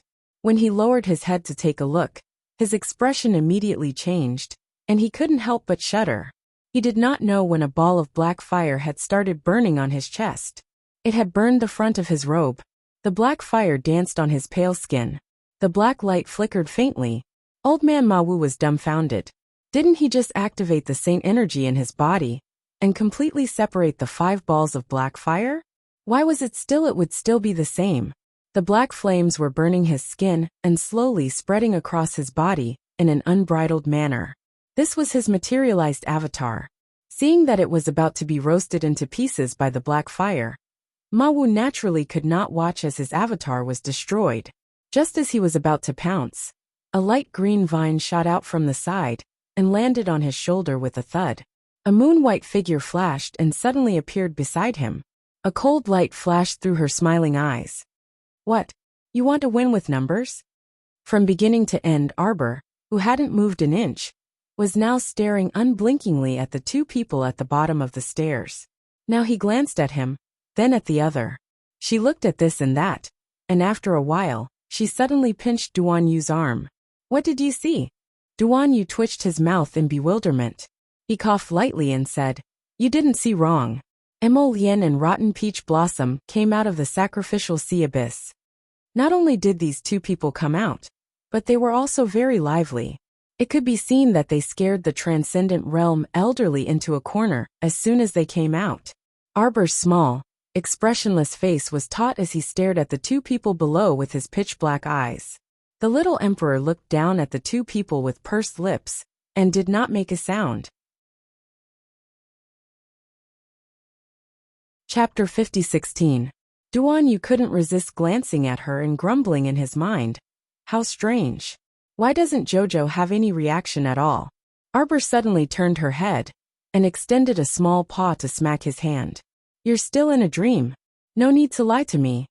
Duan Yu, accept reality, Jojo. Those 2 swindlers have returned. On the other side, Emolien, who was using the black fire to entangle the old man's clone, turned her head, and saw that the venerable Peach Blossom Immortal had already taken control of the old man's main body, so she ignored that Ma Wu. He quickly looked up at his expressionless wifey. His expression immediately turned bewildered with this look. Why did his wifey turn around and leave? At this time, the little stoic had already turned around, leaving him with the back of her head. Emolian hastily chased after her. When she passed by Duanyu, she turned her head to glare fiercely at this guy. Duanyu was baffled. What did I do? Why did Emolian glare at me just now? Is Emolian crazy? Jojo ignored him. So why did he glare at me? Serves you right for Jojo ignoring you for 100 years. Who told you to dawdle, to be stupid, to be silly, to be stupid? You only have yourself to blame. Emolian hastily dashed to Arbor's side and hastily grabbed her sleeve. Wifey! Jojo! Xiaomu was pulled around by him, and her pair of pitch-black almond-shaped eyes stared fixedly at him like this. She didn't move at all for a while. Jojo? Arbor suddenly extended a small fist and smacked Emolian's chin with a bang. Duanyu was shocked and took pleasure in her misfortune. Good hit. Mai-chin was stunned and beamed with joy. Ha ha ha ha ha. Emolian actually got beaten up one day. It simply couldn't get any better. The little fellow suddenly pounced on him, pouncing on his body. Her little hand pinched his face a few times as she muttered. Heh, you still want to turn into a nightmare to deceive people. See if I don't beat you to death? It felt real to the touch. It felt like skin to the touch. In addition, her husband's indescribable face was so close to her that it felt too real. Don't try to lie to me. Arbor kicked him a few times. Over the past few days, there had been a lot of nightmares trying to grab her. In her dreams, they kept screaming at her. Sometimes, they even pretended to be Emolian's death to scare her. They made use of every opportunity during the day and night. Even if she sat there in a daze for a while, it was very likely that she would be tortured. It was simply abominable. Did he think Jojo was an idiot? Kill this nightmare impersonator, who pretended to be Lotus. Dong dong dong dong dong. Emolian was first hit on the chin, followed by 2 kicks to his body. At this moment, the little fellow's fists were like raindrops, repeatedly punching him back and forth. Emolian's heart instantly sank. He quickly reached out and hugged her tightly. He put on an expression that said, Wife, go ahead and hit me. This husband can take it. He stared at her pitifully and said, Wife, stop when you're satisfied. My hands will hurt. Arbor was stunned. He stopped and looked at him. Suddenly he pinched his chin. Emolian hissed and looked at his wife pitifully. My chin is going to swell, Jojo.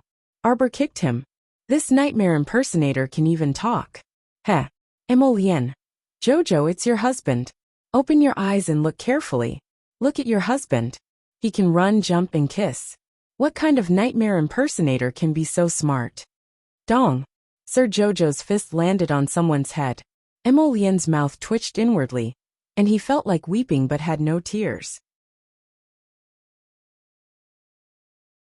Chapter 50:17. It's real.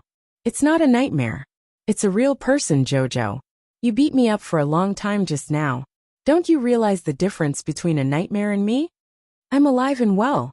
Do you think I'll let you off just because you're so handsome and act cute? Sir Jojo looked at him expressionlessly and did not speak for a long time. Emolian panicked.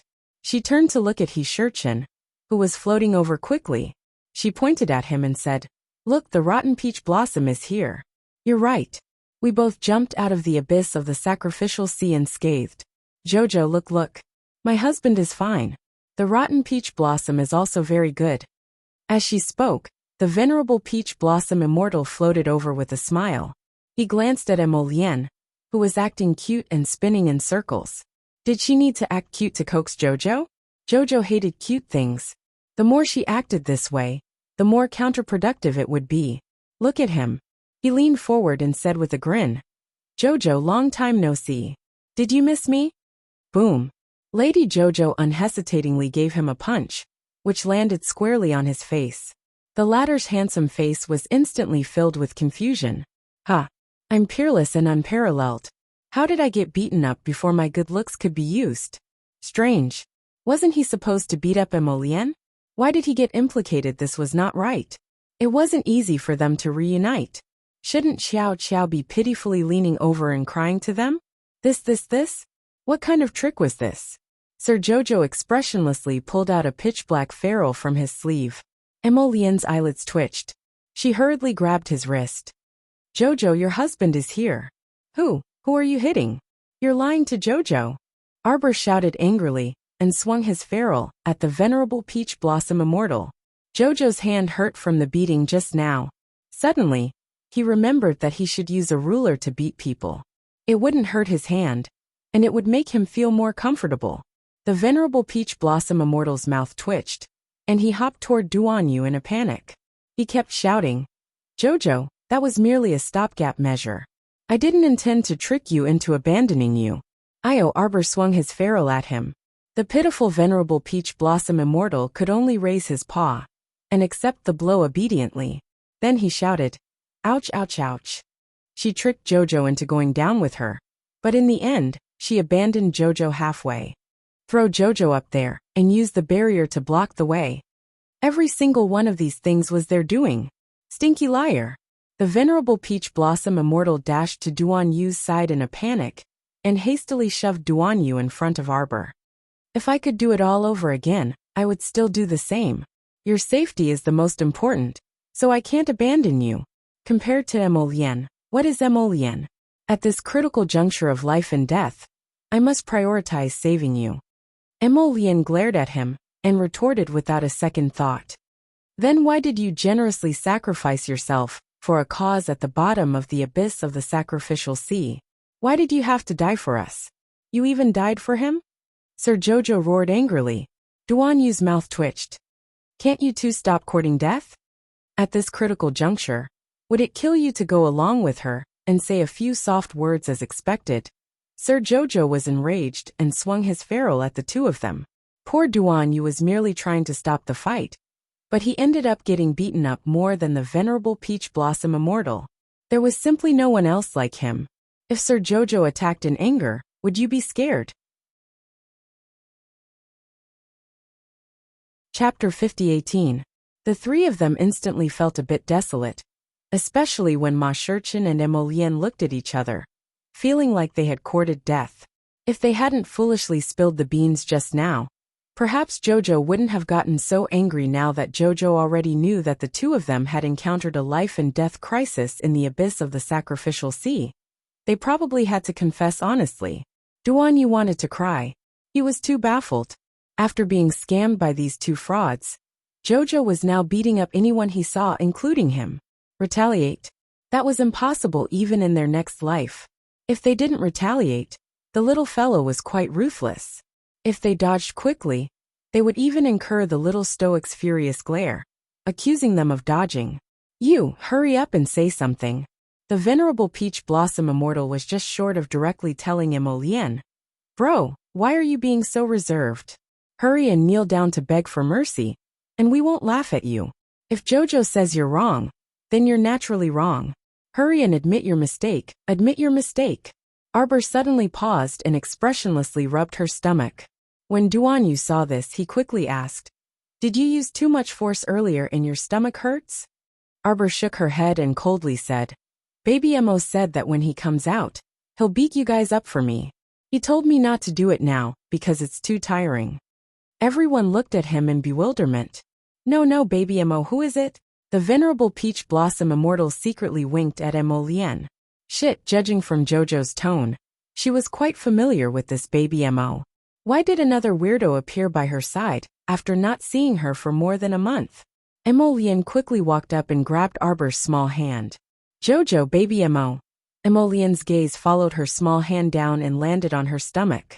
Suddenly, a light bulb lit up in his mind, and he became excited. He grasped Xiao Mu's hand tightly in his palm, as his gaze swept back and forth across her stomach. Xiao, is this Baby Emo, is it? Our children? Arbor remained calm and asked with a straight face, What do you think? I am naturally overjoyed, Xiao. In his excitement, Emolien actually stuttered. Xiao, I'm really going to be a dad.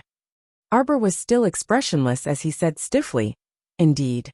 The corners of the venerable Peach Blossom Immortal's mouth twitched. She felt that the conversation between the couple was so serious that it was a little funny. Happiness came too suddenly. Prince Emo beamed with joy. Just as he was about to reach out and pick up his wife, he saw the little fellow slap the back of his hand. She said coldly, "You and I haven't reconciled yet. Don't come over and hug me." Emolien. Everyone says that husband and wife fight at the head of the bed and reconcile at the end of the bed. Yet I insist on letting you know. The little stoic said solemnly, "Me and you, the two of us. If you fight at the head of the bed, you won't be able to reconcile at the end of the bed." Emolien. I suddenly have a bleak feeling that I might have to sleep in the living room for several nights. Uft. The venerable peach blossom immortal turned his back and couldn't resist bursting into laughter. Fuck, as expected, he still liked to stay with the little stoic. There was always something to laugh at and joy at every moment. Even if he just looked at her like this, he was still very happy. He watched as his wifey suddenly turned and left after saying this, leaving the three people with the back of her head. Emolien couldn't resist reaching out and called out aggrievedly, "Wifey, don't go. Can't this husband accept his punishment?" Chapter 50-19. Jojo. Emolien hastily leaped up and swiftly flashed to his wife's side. However, he saw that the little stoic had already stopped and turned back to meet his eyes. Humph! Xiaomu harshly harumphed at him, before trotting past him in a trot. Strange, why did she want to run away? The one who should run away, be guilty, reflect, and apologize was Emolien. It was the rotten peach blossoms, it was the two of them. Sir Jojo shouldn't run away. The little stoic stomped down the steps with a cold and solemn expression. Ma Wu, who had coincidentally fallen to the ground, was already struggling to crawl halfway up. Just as he opened his mouth to say "you," the little stoic effortlessly stepped on his head. The little stoic treated him as a stepping stone and stepped over him without even looking at him. She walked to Enxingho, who had collapsed on the ground. "You're called Enxingho?" the little crown princess asked coldly. Everyone couldn't help exasperatedly looking at each other. Enxingho was merely a title, right? How could his name be called Enxingho? However, forget it. Whatever the little stoic said was the truth. Why didn't you answer when I asked you a question? The little crown princess impatiently circled Enxingho and paused to look down at him. Enxingho snorted and collapsed on the ground dejectedly. Suddenly he laughed loudly. This old man overestimated himself. He didn't expect that the Transcendence Realm elderly Ma Wu would have no chance of victory in front of His Majesty. No, if those two hadn't suddenly arrived, perhaps Ma Wu and His Majesty would still have a chance. But now the situation was hopeless. Enxingho closed his eyes, completely unable to see any hope. He could only bury his daughter's grudge like this. He was unwilling, indignant, and resentful. The little stoic said, "Hey," and looked down at Enxingho's fluctuating expression. She impatiently said, "Didn't you want to avenge your daughter?" "I'll give you a chance to avenge your daughter," Arbor said dryly. She didn't think that she was wrong to give the order to kill Xiangchang. After all, if someone offended her, she had to fight back. The other party's skills were not as good as hers, so he could only admit that he was unlucky. But looking at Enxingho's tearful appearance, he felt that he couldn't erase his old father's sincerity. Thus he said, "How about this? I'll have a fair fight with you. Life and death are up to fate. What do you think?" Ma Wu moved his body and stumbled forward a few steps. Before he could get close to the little stoic, he was swatted away by Zhichun, who suddenly flashed in front of him. The old man had been suppressing a mouthful of blood for a long time. At this moment, he could not help but spit it out. "Little girl, you're going too far." She clearly knew that with so many helpers around her, it was impossible to achieve a fair competition. As long as she was injured in the slightest, would the three people in front of them let them go? Anger flashed through Ma Wu's eyes. The Marquis's cultivation is not high. Naturally, he is no match for the Crown Princess. Crown Princess, if you want to compete, there is no harm in competing with this old man. The venerable peach blossom immortal couldn't resist snickering. "What are you saying? You're a transcending divinity realm, who concealed your presence and hid in Songzhou. You still have the face to ask to compete with Jojo?" You're a damn old man who lived for over 100 years. Yet you still have the nerve to ask? Do you think you'll gain face by winning by picking a little girl to compete with? Mo Lian felt that as her husband, it was time for him to work hard to perform. Chapter 50-20. Therefore, he hurriedly floated to his wife's side and smiled fawningly at her. Wife, your husband will beat him for you. Your husband will definitely beat this old man in front of you into a pig's head. Ma Wu stood with his hands behind his back in a huff. Flames of anger danced in his old, dim eyes. Marquis and Xingho is my benefactor. I am willing to give up my life for the Marquis. If you insist on interfering, then this old man has nothing to say about the grudges between others. Mo Lian laughed in anger when she heard this. Others? Grudges between others? Old man, not only is your brain not good, there is something wrong with your eyes. This is my wife. I took over my wife's business and helped my wife beat people up. How did it become someone else's business? Your brain is not clear. I don't want to waste my breath on you. The venerable Peach Blossom Immortal was speechless. Mo Lian's words seemed to make sense, but in Xingho and Ma Wu's disdainful gazes felt as if they were looking at an idiot. What a sanctimonious person repaying a debt of gratitude. Arbor sneered coldly as his gaze swept across their faces. Ma Wu frowned and covered his chest with one hand. What? To put it bluntly, isn't this matter caused by you, the crown princess? If you were magnanimous enough and not so vicious, you would not have sent people to kill Princess Xiangchang on her way back to Zhangzhou and let her die an unnatural death. If the princess had not died, the Marquis would not have come to find trouble with you, and I would not have made you my enemy. Arbor could not help but laugh. They seemed to have all the logic in the world. This Mr. Ma Wu? You guys truly have double standards. Xiaomu coldly curled her lips at the two people. When you accuse others of being vicious, why don't you think about yourself? When you were killing people in the Imperial Garden, did you think about sparing the lives of those two concubines? No. You bribed the two concubines and gave them some money and assets in exchange for their lives. You planned to kill both them and me in the gravity restraint rune array since the very beginning. You didn't intend to let any of the innocent people here go. And now you're telling me that you're vicious? Tell me, one must be broad-minded when dealing with matters? Arbor sneered. It turns out that the words broad-minded have been used to demand others from the beginning to the end. Us. Ma Wu was at a loss for words. Indeed, there was no way to refute it, because it was the truth. When they attacked, they didn't intend to let anyone live. The old man hurriedly glanced at his master, and Xingho. At this time, and Xingho was sitting on the ground, as if all his bones and strength had been sucked out. He couldn't see any hope in front of him. He had lost. He had lost everything from head to toe. Whether it was a plot or an assassination, he had tried both. But he was no match for the little crown princess in front of him. It seemed that the little crown princess in front of him was not in existence, that could be defeated by a few people he randomly assigned. Marquis. Ma Wu saw that he was in a daze and hurriedly called out to him. Old and Xingho came back to his senses, and a trace of coldness hung on his hazy face. Ha ha ha ha ha. Suddenly, a series of strange laughter rolled out from his throat. He sat on the ground in a daze and did not move at all. Chapter 50-21. What are you laughing at? The atmosphere in the main hall was not pleasant. When Arbor saw in Xingho, that old geezer, sitting motionlessly on the ground and playing dead after his challenge, he became even more displeased. Was he going to fight or not? Why was he just sitting there and laughing like an idiot?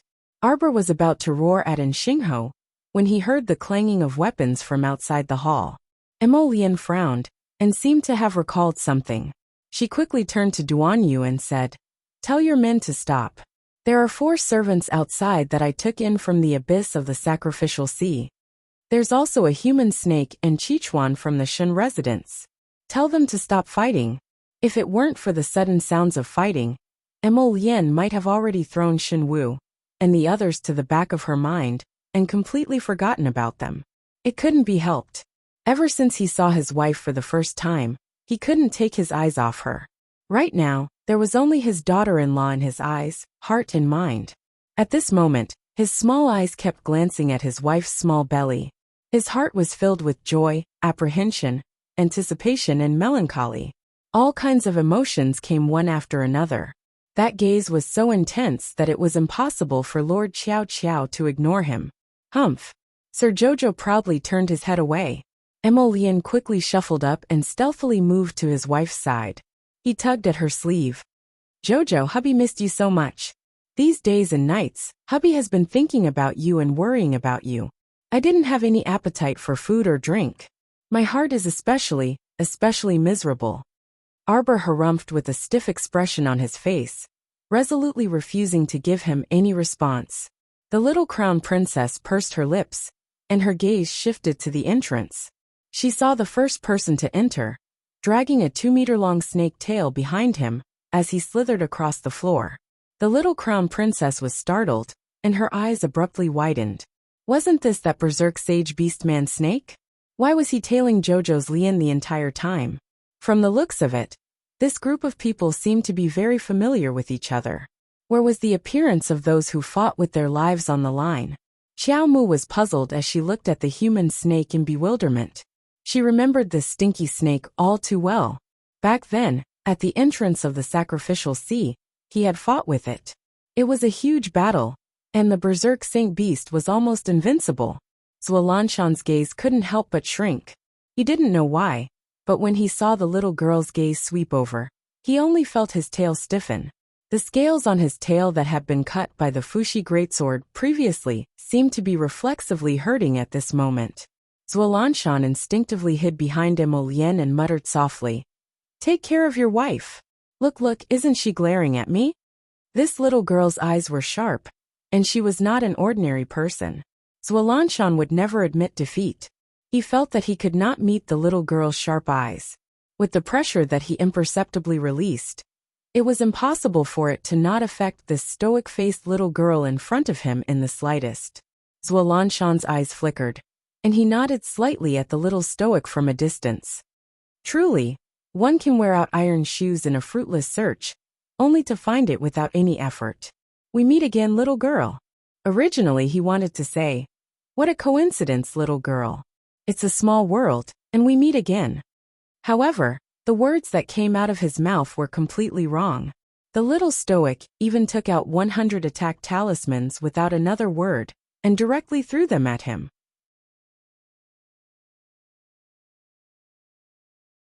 Chapter 50-22. Zualanshan was a bit stupefied, and his slight smile froze on his face. And no, that wasn't it. Fuck, was the little stoic sick? He greeted her with a smile. He had already expressed such friendly intentions to her. So why the heck did she attack him? Was there still justice in this world? Where did justice exist? Where was justice? Zualanshan hurriedly sent Emolian a pleading look for help. The latter couldn't resist covering her face with her hand and twitching her mouth. She had just called out Charles, when the 100 or so attack talismans crashed towards Zualanshan, without any regard for their lives, making whooshing noises. They formed a circle of talismans in front of Zualanshan and fluttered up and down. "Stay your hand. This old man didn't come here today to fight with a junior like you. You're very good. I've already remembered you." Shenwu hastily went up to persuade him. "As senior, you should speak less. Really, your words are exceptionally infuriating and grating on anyone's ears."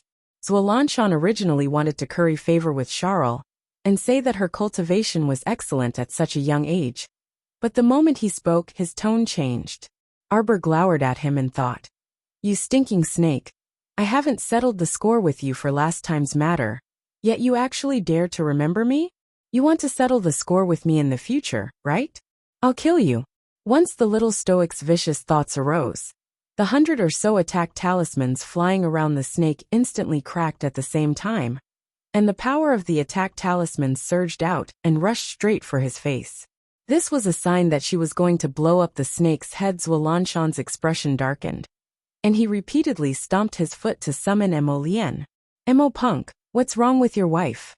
I've already said so many nice things, so why is she still hitting me?"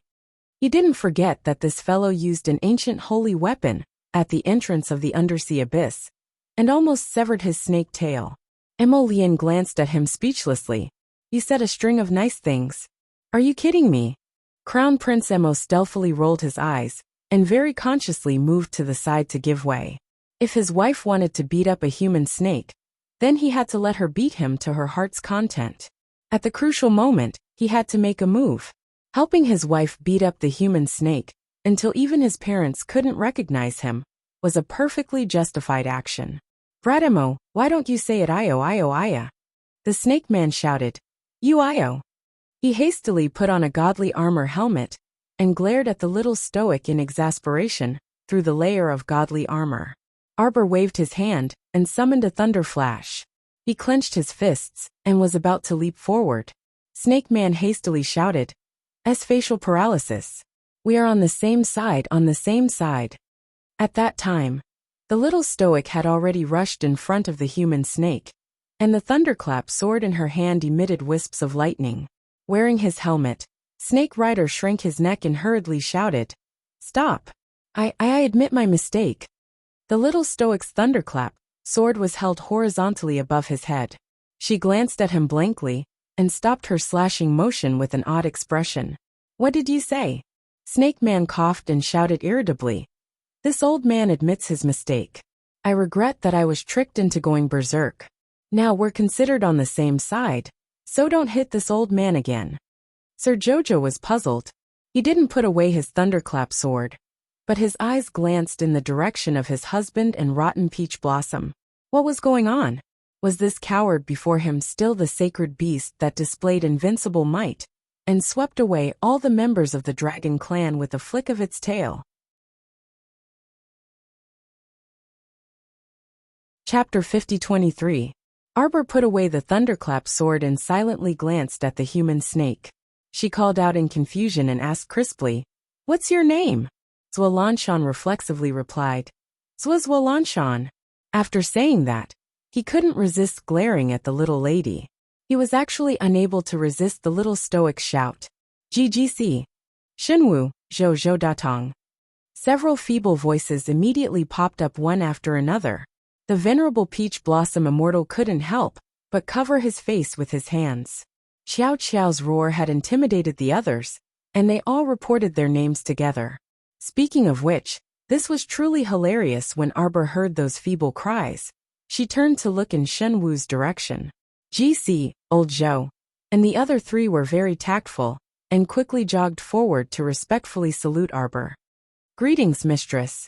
Arbor peeked at Emolian. Emolian quickly leaned over with a joyful expression. Jojo, these are hubby's new subordinates. Arbor glanced at him with mixed feelings before turning to leave. She clasped her hands behind her back, pursed her lips and trotted away. Emolian turned to look dumbfoundedly at the venerable Peach Blossom Immortal, who was rejoicing in her misfortune. Rotten Peach Blossom, what's wrong with Jojo? Isn't it obvious? The venerable Peach Blossom Immortal didn't conceal his sympathy and disdain. Jojo doesn't want to talk to you, and Jojo doesn't like you. Jojo is angry at you. When he said the last sentence, the venerable Peach Blossom Immortal even guffawed loudly. That gloating expression made Emolian's fists itch.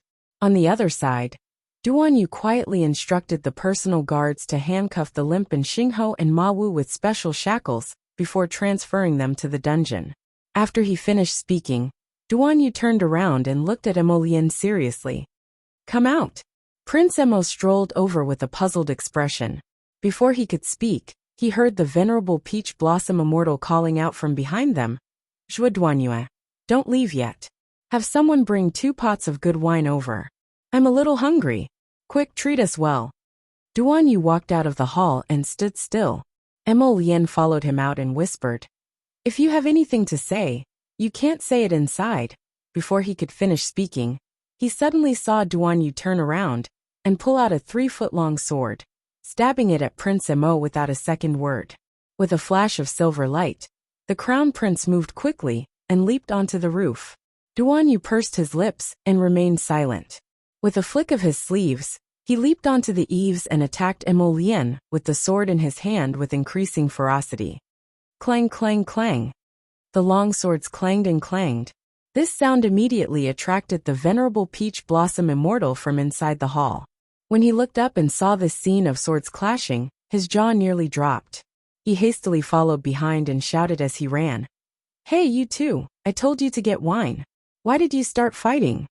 Although the venerable Peach Blossom Immortal didn't understand the situation, he could see that although their attacks were fierce, they didn't show any killing intent.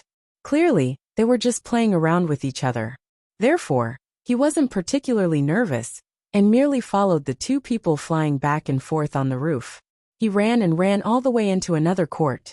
Through the long lattice window in the bedchamber, he saw the little stoic lying against the window. She had wrapped herself up like a small cocoon, and was expressionlessly sleeping soundly. Chapter 50-24. The two of them flew back and forth on the eaves outside the hall, and fought for nearly 4 hours. The venerable Peach Blossom Immortal was about to doze off from boredom, and could only sit aggrievedly under the little stoic's window. He couldn't resist rolling his eyes as he watched the two of them fight. He would occasionally call out "Stop fighting," but he knew that the two of them wouldn't hear him at all. What was going on with these two fellows? They had just met, yet they were already fighting. Finicky, annoying, mentally ill. How did Jojo fall in love with this kind of Emolien? He really couldn't figure it out no matter how much he thought about it. She didn't seem to be any better. The venerable Peach Blossom Immortal glanced at the two of them on the roof, and couldn't resist rolling his eyes while propping up his chin. "Stop acting. Jojo fell asleep long ago and can't see." The two of them exchanged several hundred moves before swiftly flying to another eve.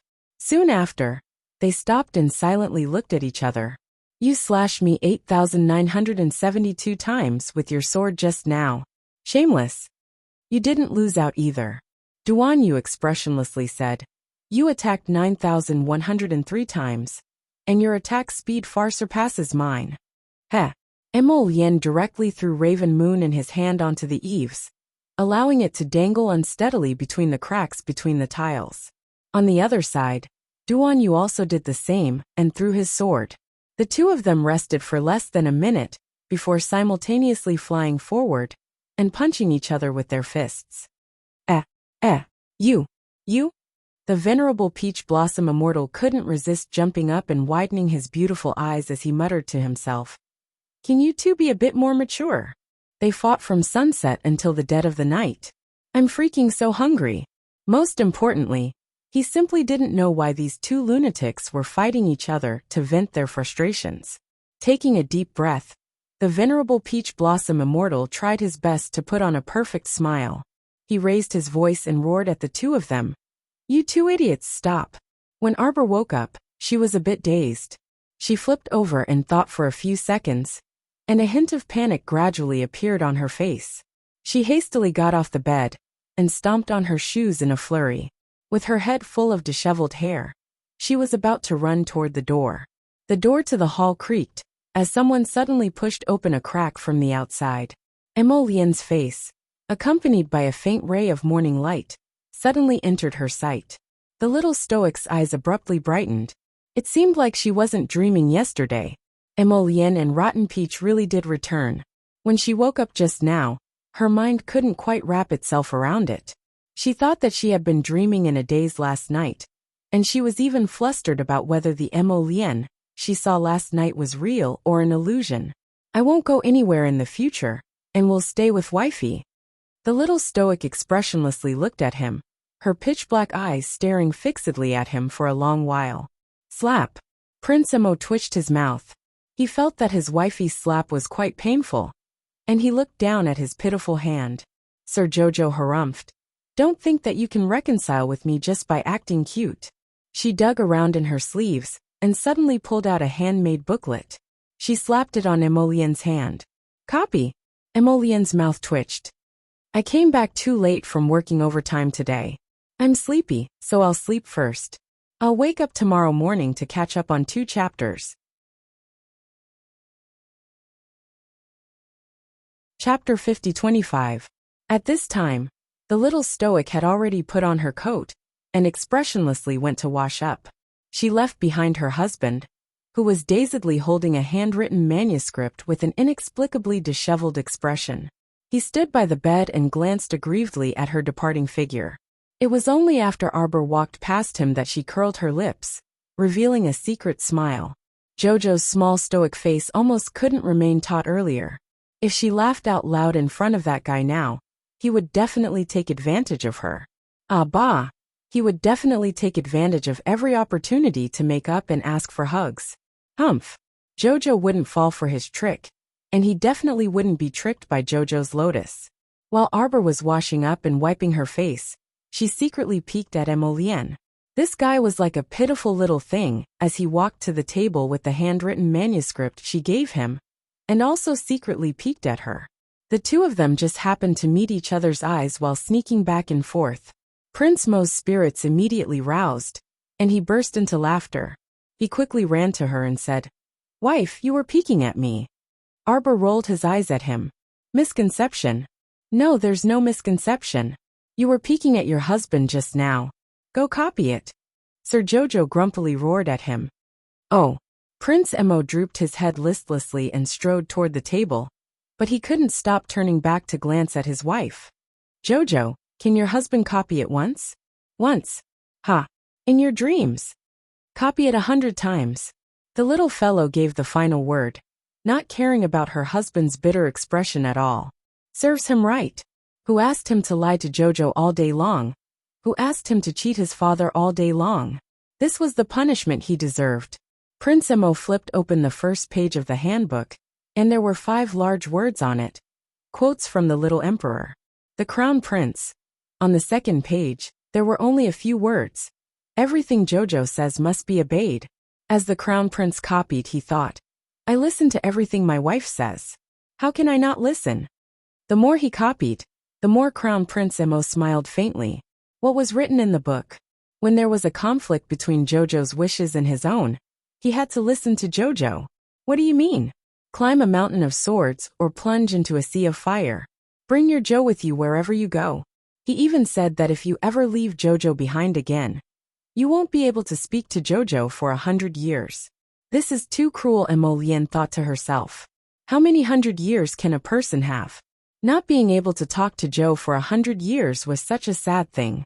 When the venerable Peach Blossom Immortal knocked on the door and entered, the miserable Crown Prince was only at the 58th copy.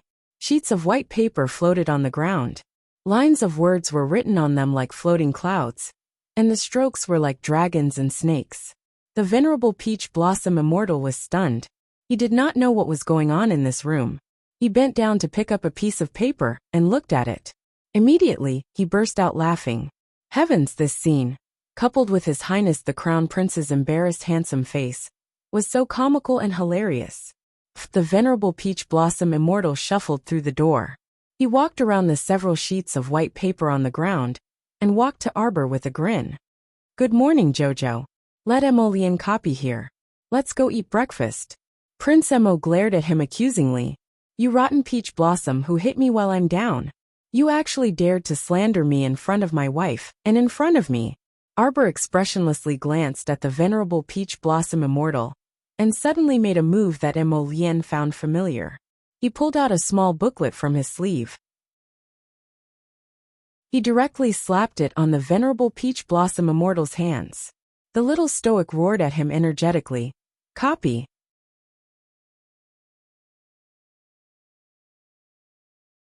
Chapter 50-26. The background music instantly turned into Emolien's ha ha ha ha laughter. Her gloating laughter nearly overturned the roof. What was this called?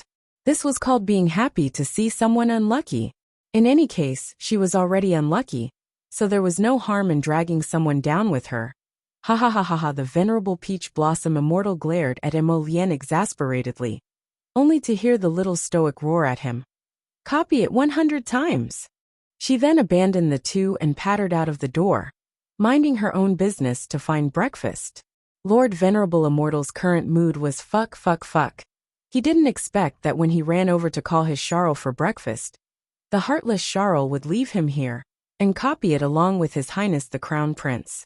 What the heck was this? Once Arbor walked out of the hall, she scanned her surroundings. She then waved at the two little royal maids who were passing by. What happened? Why was it that the surrounding vegetation seemed to have been flattened by someone overnight. Everywhere was a barren expanse. She remembered that there used to be a patch of small pomegranate flowers blooming here. The two little royal maids opened their mouths uneasily, but they didn't dare to speak casually. Instead, they looked at each other. "Speak the truth." Replying Crown Princess. Last night His Majesty and the Crown Prince of the Divine Province had a big fight here. The little stoic was taken aback. She then responded with an "oh," and swiftly ended the topic. She waved at the two. "Lead the way." The two little royal maids. One of the rather quick-witted royal maids immediately felt that the little Crown Princess probably wanted them to lead the way to find His Majesty. Right, she was just that quick-witted. Even though the Crown Princess was expressionless, the two of them inexplicably felt that His Majesty might be in trouble. When Arbor found Duan Yu under the two little royal maids' lead, Duan Yu was currently talking to the dispirited Prince of Dewa.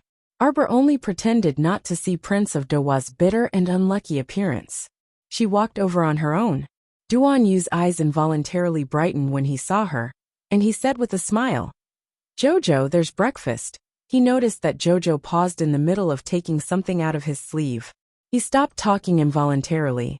Arbor stuffed the book back into his sleeve and glanced at Prince Kawa, who was looking at him with a bitter expression. "What else do you want?" "Crown Princess, about the compensation, can we discuss it again?" He was so worried that he couldn't sleep well that night. He got up early in the morning and went to Tsangzhou's emperor to cry and beg for mercy. She really hoped that what happened yesterday was just a dream. The little Crown Princess' 8-meter-long list had the intention of emptying the entire barbarian tribe. Sob, sob, sob. The little Crown Princess waved her small hand and shouted angrily at Chao Hua. "Let's talk about this later. You can leave now." Prince of Dewa was taken aback, but he quickly nodded and bowed. Yes, then this humble prince will take his leave first." The little stoic pursed her lips after shooing Chao Hua away. Duan Yu asked with a smile, "Why did you change your mind?" The little stoic ignored him and took out the little emperor's book of sayings from her sleeve, stuffing it into his hand. "Copy 30 times. As a precaution." Duan Yu looked at her in bewilderment, but the little stoic ignored him and ran off to enjoy the sumptuous breakfast that had already been placed there. Duan Yu flipped open the first page of the book. The little emperor's book of sayings. Chapter 50-27. Thankfully, Jojo was quick-witted. When she was writing the little emperor's quotations, she repeatedly copied 5 copies. In the future, whoever didn't listen to Jojo would copy it 1,800 times, copying it until they were drunk and begging their grandparents.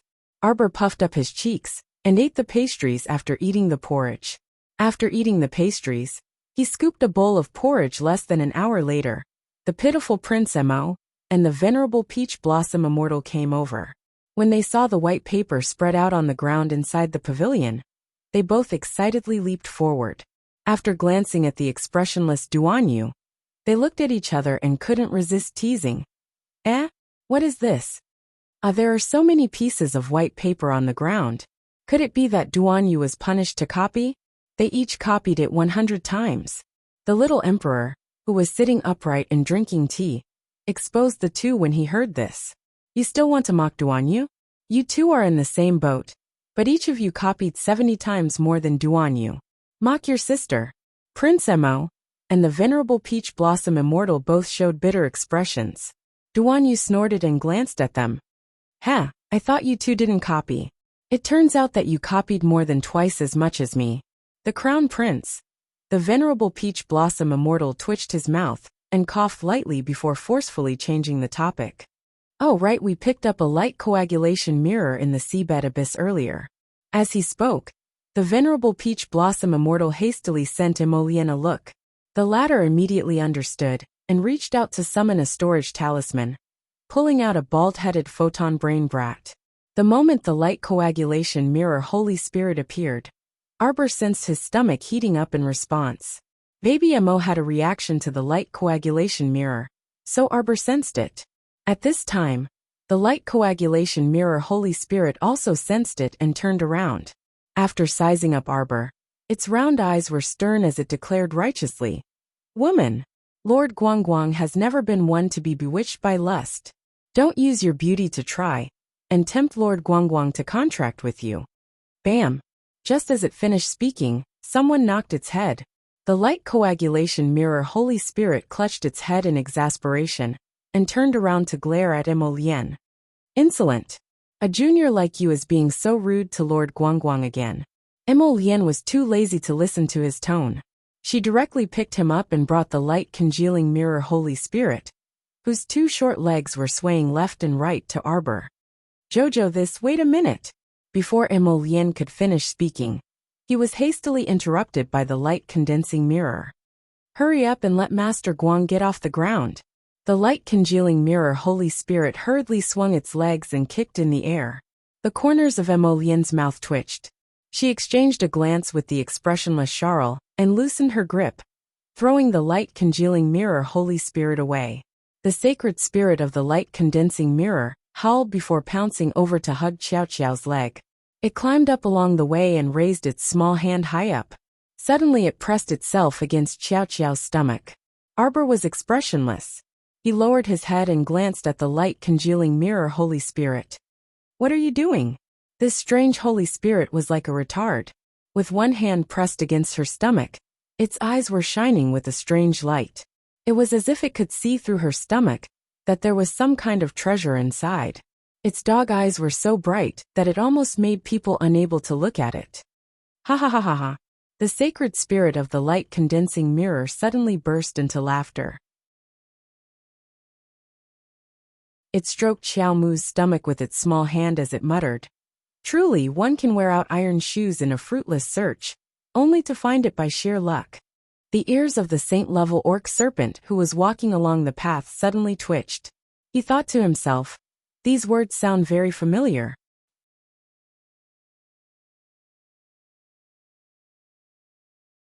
Chapter 50-28. Arbor glanced expressionlessly at the light congealing mirror and raised her hand to pull it away from her, tossing it to the side in passing. The light congealing mirror's Holy Spirit scrambled up from the ground and jumped up and down shouting, "How dare you! You're not allowed to be so rude to Sir Guangguang." Arbor narrowed her eyes at this fellow, sizing it up from head to toe.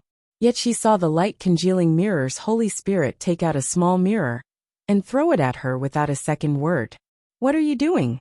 Emolian saw it clearly and furrowed her brows. She quickly raised her hand to stop it. However, the mirror condensed into a beam of light and rushed over with incomparable speed. Like a flowing light, it passed through his open 5 fingers in an instant. It entered the depths of Arbor's forehead with a whoosh.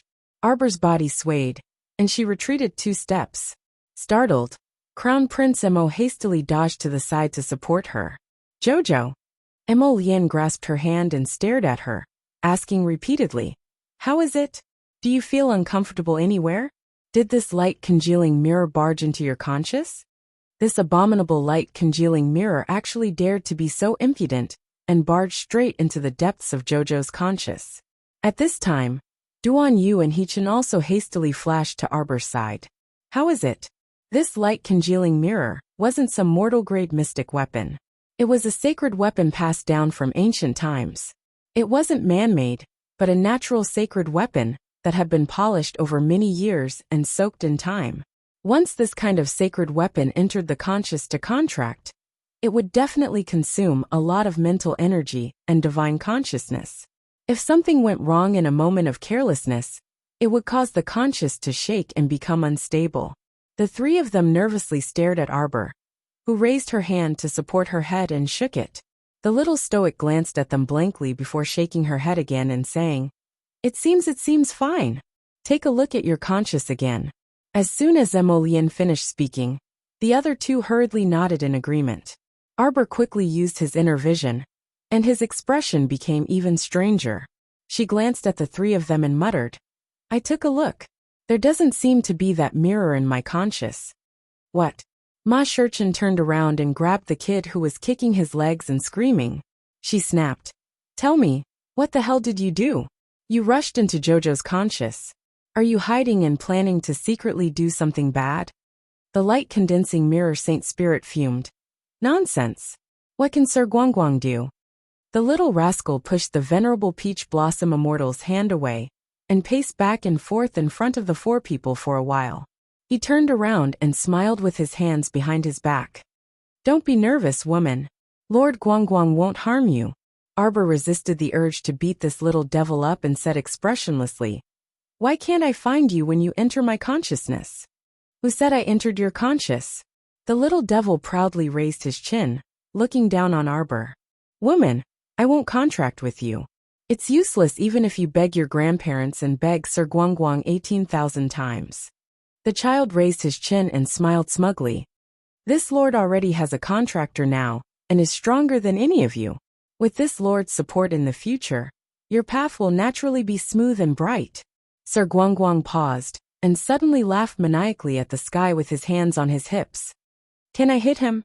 Xiaomu tried to restrain herself, but in the end, she couldn't resist gritting her teeth and asking quietly.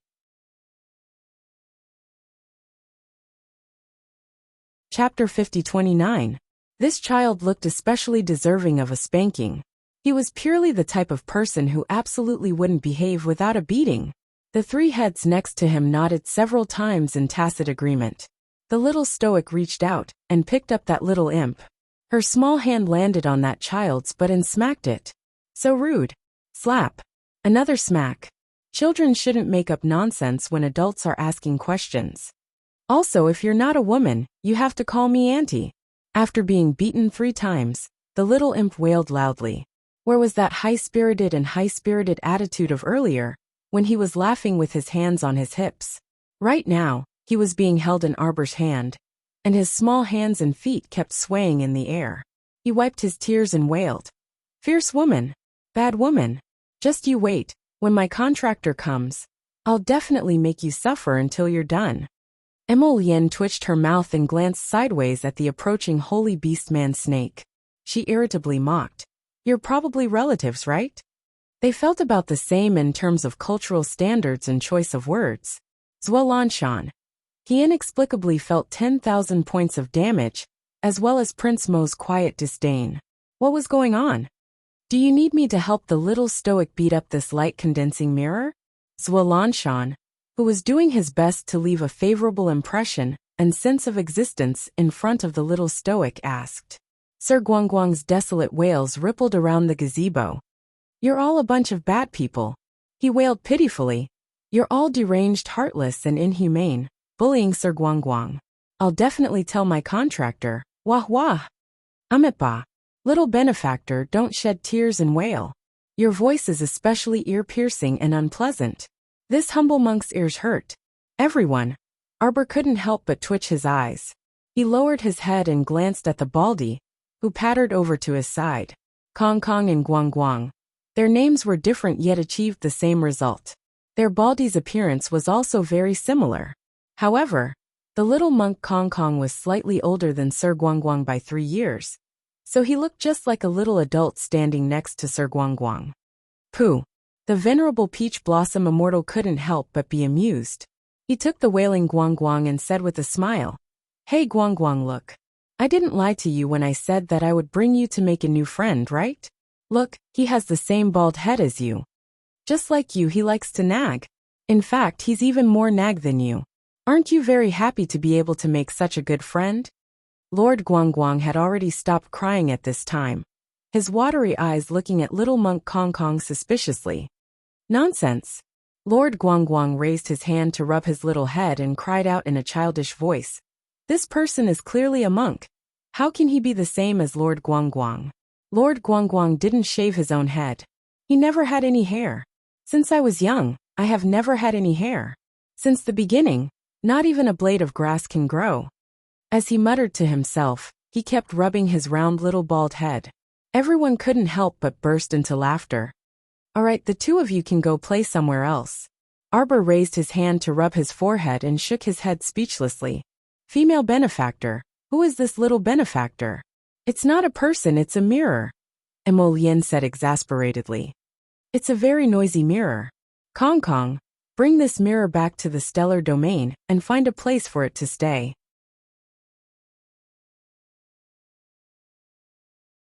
Chapter 50-30. This mirror was strange. Why was it nowhere to be seen even though it had clearly charged into Jojo's conscious? She had to carefully observe this matter. Emolian inwardly mused. She might as well have the sapling Chocho escort that thing into the star domain and guard it closely. As long as this thing wanted to harm his Jojo, he wouldn't let it off even if it looked like a child. A cold glint flashed through Emolian's eyes. Arbor coughed lightly and said, "Don't be nervous, I feel nothing." This light congealing mirror had indeed charged into her conscious earlier, but it had already disappeared without a trace when she was far away, as if it had never come or stayed there. It seemed that Sir Guangguang's words weren't completely unreliable. At the very least, its contractor should be someone else. Duan Yu couldn't help but have a strange expression. This is the first time I've seen a sacred spirit disdain Jojo. Arbor thought that wasn't the case. She was a phoenix egg, a bastard, who fought to contract with her. When had she ever been disdained by a sacred weapon like this? Just thinking about it was infuriating. The little stoic harumphed and haughtily muttered, "That's because it has extremely poor taste." Everyone hastily nodded and repeatedly criticized. Right, extremely poor taste. This unlucky child. I'll beat it up every time I see it until it doesn't dare to speak carelessly. Arbor swept them a glance and did her best to keep her stoic face taut. She swiped her hand and took out a sparkling and translucent soul bead from her storage talisman. Ancient Emolien's half-wisp of soul suddenly turned into a soul bead for some reason that day. Arbor pushed the soul bead to Emolien and said seriously, "I wonder if it has anything to do with the danger you encountered." The soul bead was enveloped in an aqua-blue halo and emitted a faint luster. Ancient Emolien really did have half a wisp of soul wandering outside? He really didn't know about it. Now that he thought about it, no wonder he felt that the inheritance was a bit fragmented. It was probably missing this piece. In the past he had inherited an incomplete legacy, so it was no wonder that cultivating it was more exhausting. If he were to absorb this soul orb in the future, he would be able to achieve twice the results with half the effort in his cultivation. He wouldn't need to spend a large amount of energy to research the inheritance, and he wouldn't need to go into seclusion for long periods of time and separate from his wife. Emolien's eyes lit up, and she nodded repeatedly. Just as her finger was about to touch the soul bead, suddenly, a furry face suddenly turned upside down and appeared between the two of them. It was actually a monkey hanging upside down from the treetop. While the two of them were stunned, they saw the monkey's hairy arms swing and snatched the soul bead suspended in the middle with an extremely fast technique. It opened its mouth and was about to suck the soul bead in. Emolien's eyes turned cold. She immediately moved to stop him. In the blink of an eye, Jojo's startled swan dagger flew towards the monkey and nailed one of its arms to the tree trunk. Originally, this monkey had wanted to escape after snatching the soul bead. Now that it was pinned to the tree, it naturally could not go anywhere. What's that sound? The saint snake suddenly raised its head to look. Eagles flew in from all directions, and some of the small animals hidden in the garden were also moving. Even the surrounding vegetation was growing wildly, and branches were entwining towards them. Arbor made a prompt decision and hurriedly pulled Emolien and the others into the star domain. At the same time, two sharp-eyed goshawks descended from the sky. They raised their heads and looked around. The commotion alarmed the Imperial guards guarding the Azure Palace, and they all rushed over. Emolien held the soul bead and exchanged a glance with Arbor.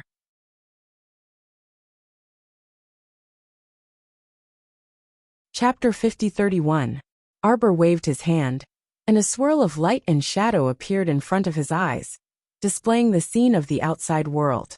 They saw that a corner of the Imperial garden that had been perfectly fine was now obscured by an overwhelming amount of lush vegetation. Many small animals were desperately shuttling through the vines, as if searching for something. In the sky, there were many eagles that had gathered from all directions. One after another, they whistled in the sky above the Imperial garden. The royal guards who had heard the commotion were currently clearing away these lush vegetation and killing the eagles circling in the air. Duan Yu. Heechin chuckled mischievously and turned to look at Emolien, who was holding a soul orb. TSK, once ancient Emolien appears, All living things will grow and surge crazily. It truly is super attractive. Arbor breathed a sigh of relief. He saw a little tree ant running over while brandishing its branches and twirling in front of them twice. Masta, Masta. The little tree ant Chocho called out. I wanted to tell you earlier. Ancient Emolien's soul orb can't be taken out so casually. Look, haha, the surrounding vegetation has all gone crazy. These low-level animals and plants don't have any intelligence.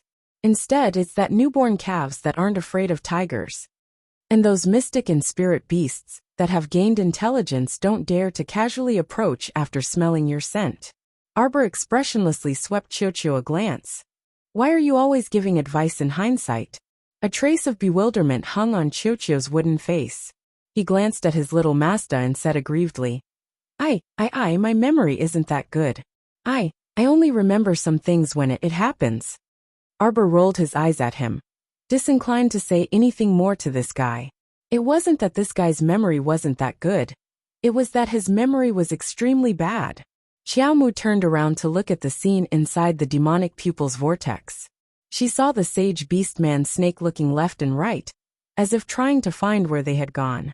GC, Old Zhou, Shen Wu, and the others were also helping the royal guards chop down the various vegetation that had sprung up in the surroundings.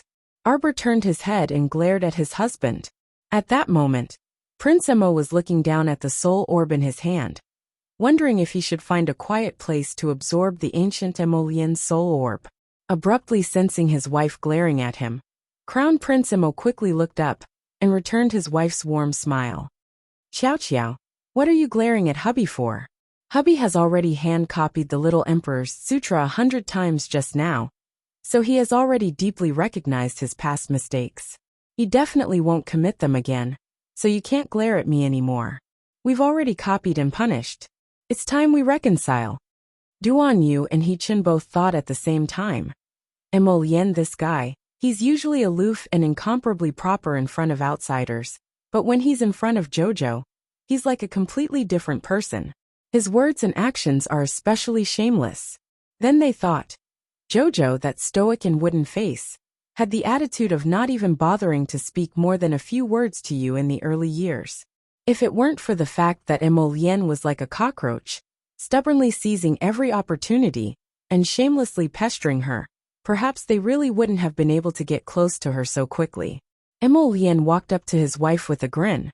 Sensing gazes from both sides, he narrowed his phoenix eyes and turned to look at them. This guy glared back at Duan Yu, and He Chen's gazes before reaching out to hold his wife's hand and saying with a chuckle, Jojo, your husband copied the Little Emperor's sutra the entire morning and hasn't eaten a mouthful of hot porridge yet. Xiaomu grabbed him with a backhand.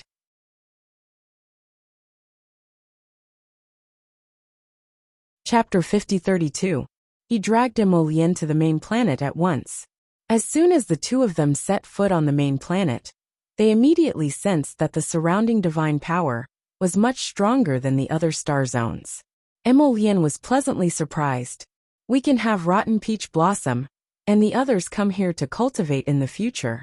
The divine power here is almost on par with holy power. As far as the two of them could see, it was a stretch of fine jade dragons. The jade river meandered and was emerald green. It looked like water but wasn't water, like a jade river that slowly extended into the distance. A light breeze brushed past their faces, and waves of a tranquil and clean fragrance dispersed. Occasionally, a few peach blossom petals would flutter and land on the emerald jade river. With a gentle ripple, they would drift away along the jade river that resembled a dragon vein. This scene made him feel carefree and happy. The two of them looked at each other, and the little stoic harumphed with a taut face. Just stay here and absorb the soul orbs. Wife, I just came back. Emolien glanced at her aggrievedly. Actually, there's no rush. What did you say? Okay, I'll absorb. I'll go absorb right now. Emolien thought about it again. The first few lines of the Little Emperor's sayings were, everything Jojo says is right, so you must accept it obediently.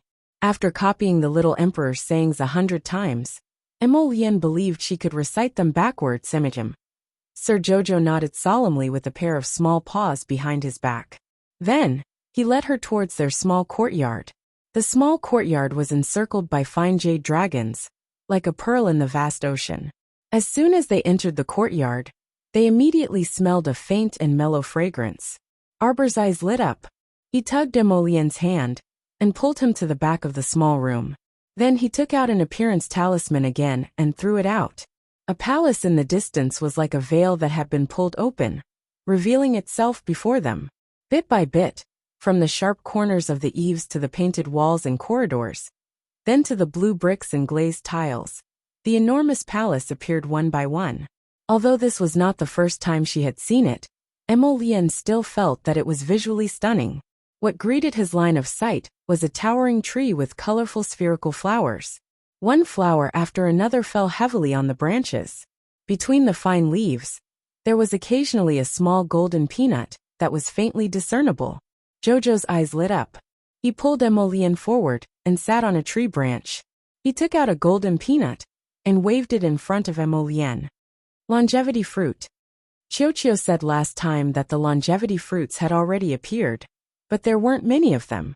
There were only 5 of them on the entire tree. Jojo, it really looks like peanuts. It was only the length of a finger and looked very similar to peanut. However, this longevity fruit was golden all over and felt like ice or jade in her hand. It was cool and refreshing.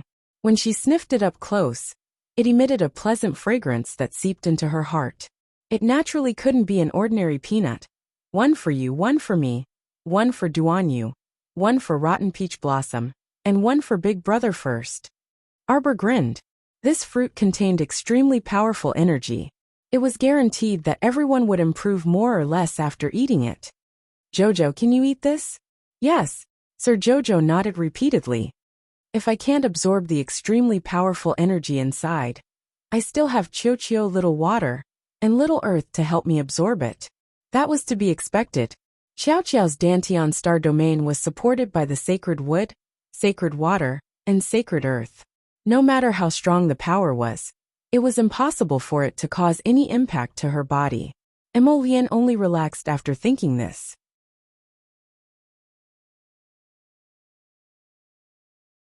Chapter 50-33. The little stoic suddenly raised her stiff little face. Don't be long-winded. Hurry up and go cultivate your cultivation. Emolien coughed lightly and stroked her face. Jojo, how can you change your face so quickly? Sir Jojo harumphed and brushed his hand away, roaring. Cultivate properly. Emolien twitched his mouth. Seeing that the little fellow was about to jump off the longevity tree, he hastily pulled her into his embrace and chuckled softly. Wife, you're naughty. You didn't even hug your husband when you saw him this time. Look, your husband has hand-copied Jojo's quotes 100 times and admitted his mistake. We should make up, right? Jojo chuckled as the corners of her mouth curled downwards, her expression non-committal. Wife Jojo. Emolien's eyes wavered, and a faint smile surfaced on his lips. He raised his hand to rub the little stoic's stomach. It will take at least 2 to 3 days for hubby to absorb. For darling Mo's sake, please forgive hubby for swish. Emolien had just placed his hand on Jojo's stomach when he felt a burst of energy emanating from inside, abruptly jolting his hand several inches away. He was stupefied and looked down at his wife's stomach with a strange expression. He exclaimed in shock, Jojo, it? Arbor glanced at him and absent-mindedly stroked his stomach, pacifying the agitated baby Mo, making a fuss over nothing. The little stoic said expressionlessly, Can't you tell? Baby Mo doesn't like you very much. Emolien's eyes instantly widened, and he hugged his wife and shouted, Why? What did I do? Why am I not welcomed? You lied to Jojo. Emolien's mouth twitched, and then he hugged his little wife and swayed her back and forth, assuring repeatedly, I won't lie to Jojo again in the future, I swear. Let's forget about what happened in the undersea abyss. Jojo, answer me. Smile. Heh. Emolien chuckled. He lowered his head and kissed his wife on the cheek. He raised his hand and touched her belly. Jojo, now that I think about it, I'm still scared. If he dawdled in the abyss of the sacrificial sea for half a year without finding a way out, wouldn't he miss the most important moment in his wife's life, and baby Mo's birth? That's why we shouldn't let that snake off so easily. Arbor snorted and rubbed his belly angrily. If I secretly beat him up, what do you think my chances of winning are? You're alone. Arbor nodded. Emolien. If he said there was no chance of winning, would he suffer his wife's violent beating first? How about this little water, little earth, little treant, and the others are all idle? Also chirpy phoenix, little white, and the others. It's better to gather them and find a moonless and windy night to gang up on him. The little stoic pursed her lips. She was quite flexible and immediately said, then we'll put it on the tab first. When my Mingming, Chirpy, and the others advance to mature sacred beasts, we'll find him to fight. Emolien smiled until his eyes turned into crescents. He nodded repeatedly and said, that's great. As he spoke, he reached out again and rubbed Jojo's belly. This time, he wasn't shaken off by the child's disdain. Jojo, have you heard of the kingdom of Daluo? Arbor couldn't help but be startled, and he turned to look at him seriously. You met Lilier? Emolien nodded solemnly.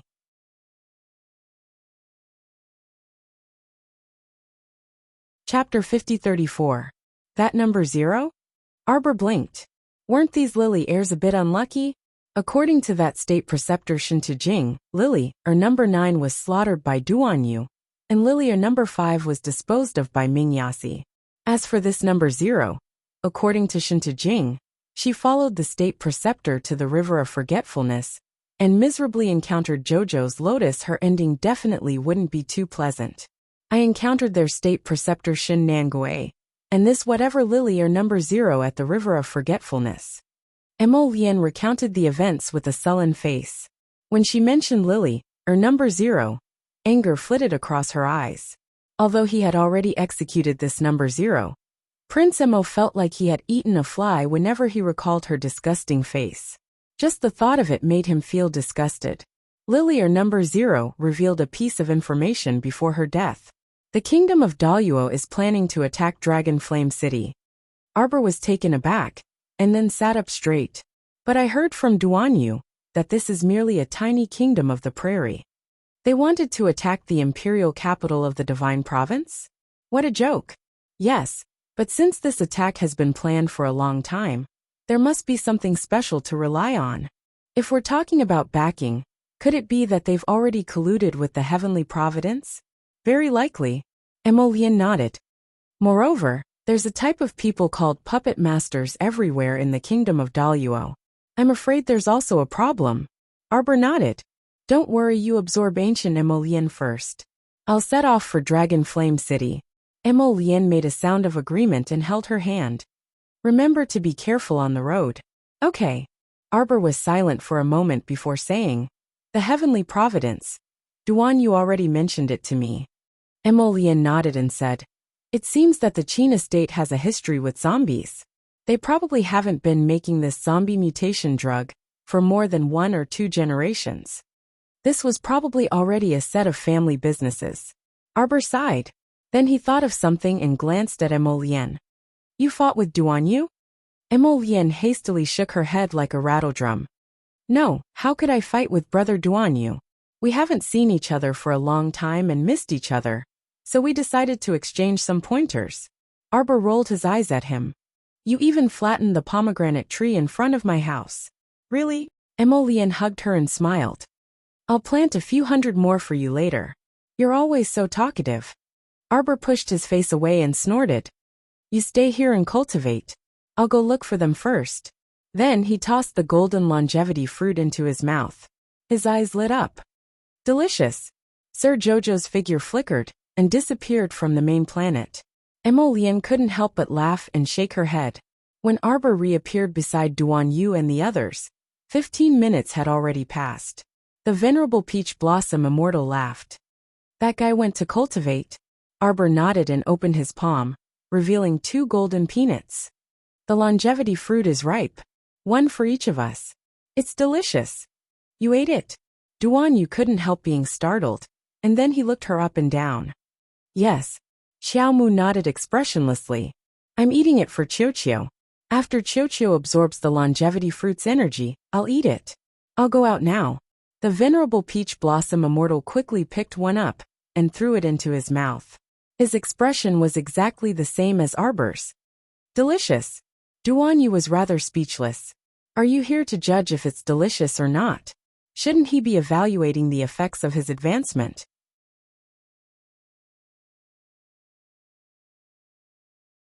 Chapter 50-35. The reason Jojo ate the longevity fruit was actually because this foodie was curious about the taste of the longevity fruit. Arbor turned to look at the duo seriously. Peach Blossom, do you want to go to the main planet to accompany Emolien? Wuxia was speechless. Why should I accompany him? I thought the two of you liked to hang out together?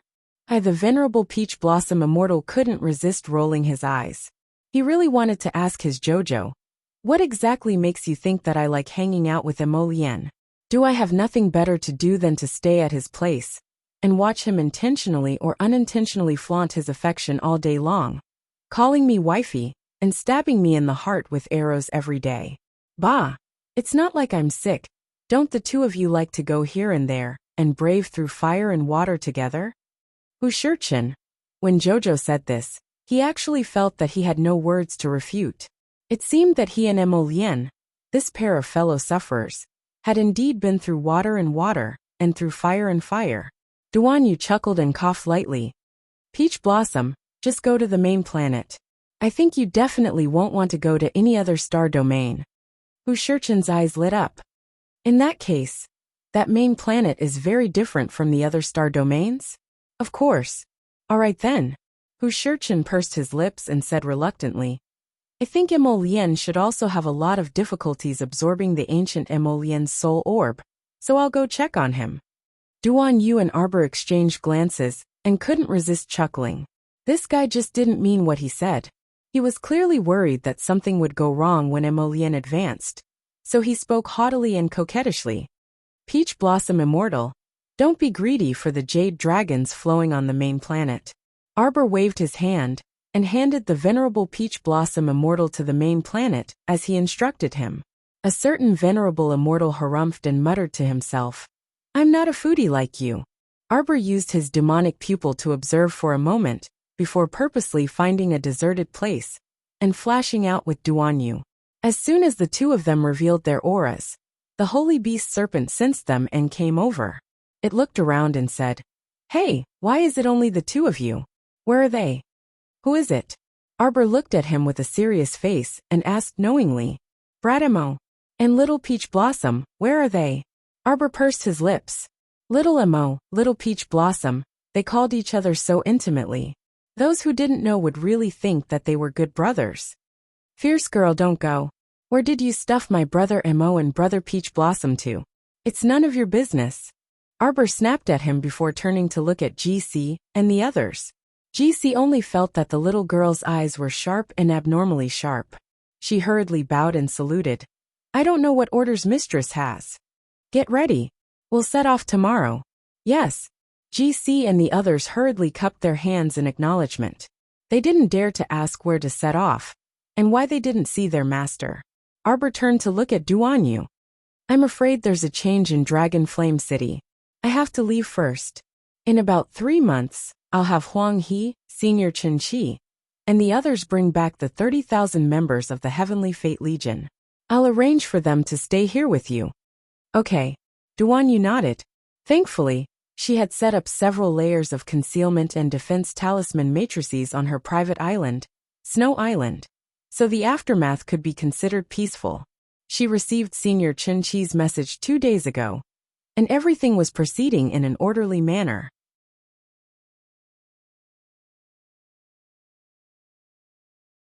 Chapter 50-36. There were 30,000 elites keeping watch on the snowy island. Even if Heavenly Fate's people wanted to attack the snowy island, they had to first consider whether this deal was worth it or not. Jojo, I'll send someone to escort you back. Arbor quickly shook her head and tilted her head. I'll use a teleportation talisman matrix. As long as I don't encounter any baddies who block my divine senses on the way, we'll set off tomorrow morning and reach the outskirts of Dragon Flame City by sunset. Me. The serpent was invigorated and hastily ran over to curry favor. Fierce girl, don't worry. As long as I'm by your side, no one can block your divine senses. Except for the condensing mirror, the serpent added in his mind. However, The sacred spirit of the condensing mirror had also disappeared at this time. It was probably with the Emolian brothers. Just now, the serpent didn't say anything when he sensed the presence of the divine realm opening on the little stoic's body. Presumably, the sudden disappearance of the Emolian brothers and the Peach Blossom brothers was closely related to the divine realm. Since they didn't want to reveal it, he also didn't pursue the matter. However, the juniors nowadays really had all kinds of mysterious treasures on them. It was truly breathtaking. Duan Yu glanced at the serpent and warned coldly, "You must be careful in everything you do. If anything happens to Jojo, you know what will happen." Zualanshan returned to his senses and inexplicably shuddered. He thought, "Why do I feel like the juniors nowadays are each more ruthless than the last?" He pursed his lips and said, "Fierce girl, don't doubt me. I made a bet with the Peach Blossom brothers and lost a year's time. In this 1 year, I will stay by your side and protect you well. As a senior sacred beast, I naturally won't lie to a junior like you. We agreed on a year, so it's a year. In this 1 year, no matter where you go, I will accompany you. Even if you overturn the heavens, I will tidy things up properly for you." Arbor couldn't help but be startled. "What bet?" Speaking of this, he really shed bitter tears. Arbor didn't notice GC and the others beside her, and twitched her mouth several times. The past was unbearable to recall. Zualanshan snorted and waved his hand. "You don't need to know that. You only need to know that I won't harm you. I will protect you and block everything for you. That's enough." Sir Jojo glanced at Snake Man a few times, and suddenly felt that this guy seemed to be more pleasing to the eye. Since he had already said that he would protect her for a year and be her bodyguard, why would he do that? Then she was too embarrassed to think about revenge, nor could she gather Chiochio and the others to gang up on him. The snake person abruptly felt a chill drifting over his head, and he glanced at Xiaomu in confusion. "All right then," the little stoic said aloofly with a cold expression. Since this fellow was so tactful, then she would reluctantly make peace with him for the time being. "Tomorrow morning, we will use the teleportation array to set off." Jojo and Xingho he Arbor's footsteps paused. Frowning, his voice was cold and merciless. "Those who kill me will go to hell before me." Duan Yu's lips curved, and he nodded with a smile. Okay. That night, news of Xingho's suicide by ingesting poison came from the prison. His Majesty issued a decree to confiscate the Marquis of Anxing's estate. All of the estate's wealth was used as military supplies to prepare for war. Although Xingho's family was pardoned from death, they were implicated by the Marquis and were exiled to the borders to cultivate dry land. The Marquis of Anxing's estate, which used to be incomparably glorious, declined overnight and was no longer the same as before.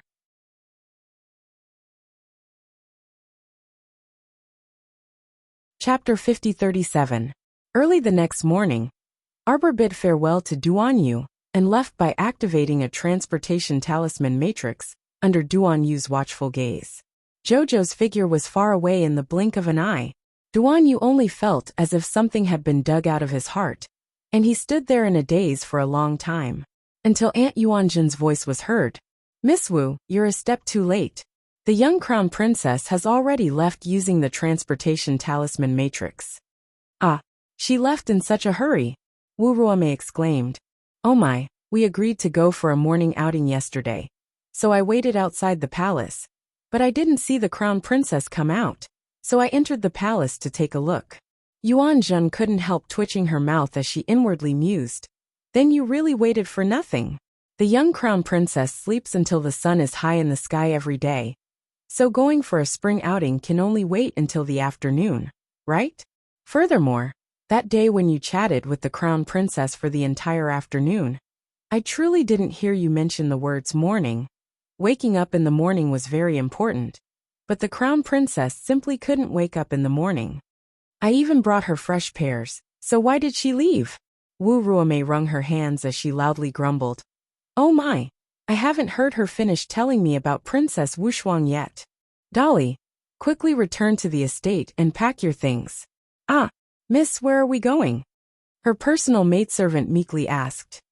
"Hey, is there a need to ask?" Wu Ruame loudly instructed. "Let's go." We're going to the Divine Province for a stroll. I hit it off with the Crown Princess at first sight. So how can she run away before we're done chatting? Really, quickly return home and pack your things. We're leaving immediately. Oh, but miss, where are we going to find the Crown Princess in the Divine Province? You won't admit it even if I say you're stupid. Of course it's the Imperial Capital. If the Crown Princess isn't in the Imperial Capital, where else could she be? When Duan Yu returned to his senses, he heard Wu Romei's boisterous words, and his heart skipped a beat. Wu Romei was going to find Charles, so why couldn't he go? It was such a simple thing to meet Jojo whenever he wanted to. Once he was done with the matters at hand, he would also go to Shinjo to meet Jojo. On the other side, the rune array flashed, and Arbor walked out with GC, Old Joe, and the others. He held an open map in his small hand and looked at it expressionlessly. The corner of Shen Wu's mouth twitched. He coughed lightly and said, "Crown Princess, our direction shouldn't be wrong. However, the teleportation is sometimes far and sometimes near. Sometimes it appears on the mountains and rivers, and sometimes it falls into the water. It's not very reliable." The corner of GC's eyes twitched, but she didn't say anything. Shen Wu continued, "Crown Princess, why don't we take a closer look at the map in your hands?" When they came out of the teleportation portal, Old Joe stepped on a swordfish. Everyone was caught off guard and fell into the water one after another. Thinking back on it now, the expressions on their companions' faces were truly quite fascinating. The little Crown Princess didn't show any expression and merely humped softly from her small nose. She flicked the talisman array in her hand, and the rune array enveloped them again. With a whoosh, everyone's mouths twitched, and they immediately disappeared on the spot. A dozen or so breaths later, everyone stepped out of the talisman array on guard, prepared to jump into water or fire. However, after the talisman array dispersed, they discovered a small flat slope in front of them. What entered their eyes was a barren field of withered grass. The little stoic picked up that map again and looked it up and down before saying aloofly, "Take a look."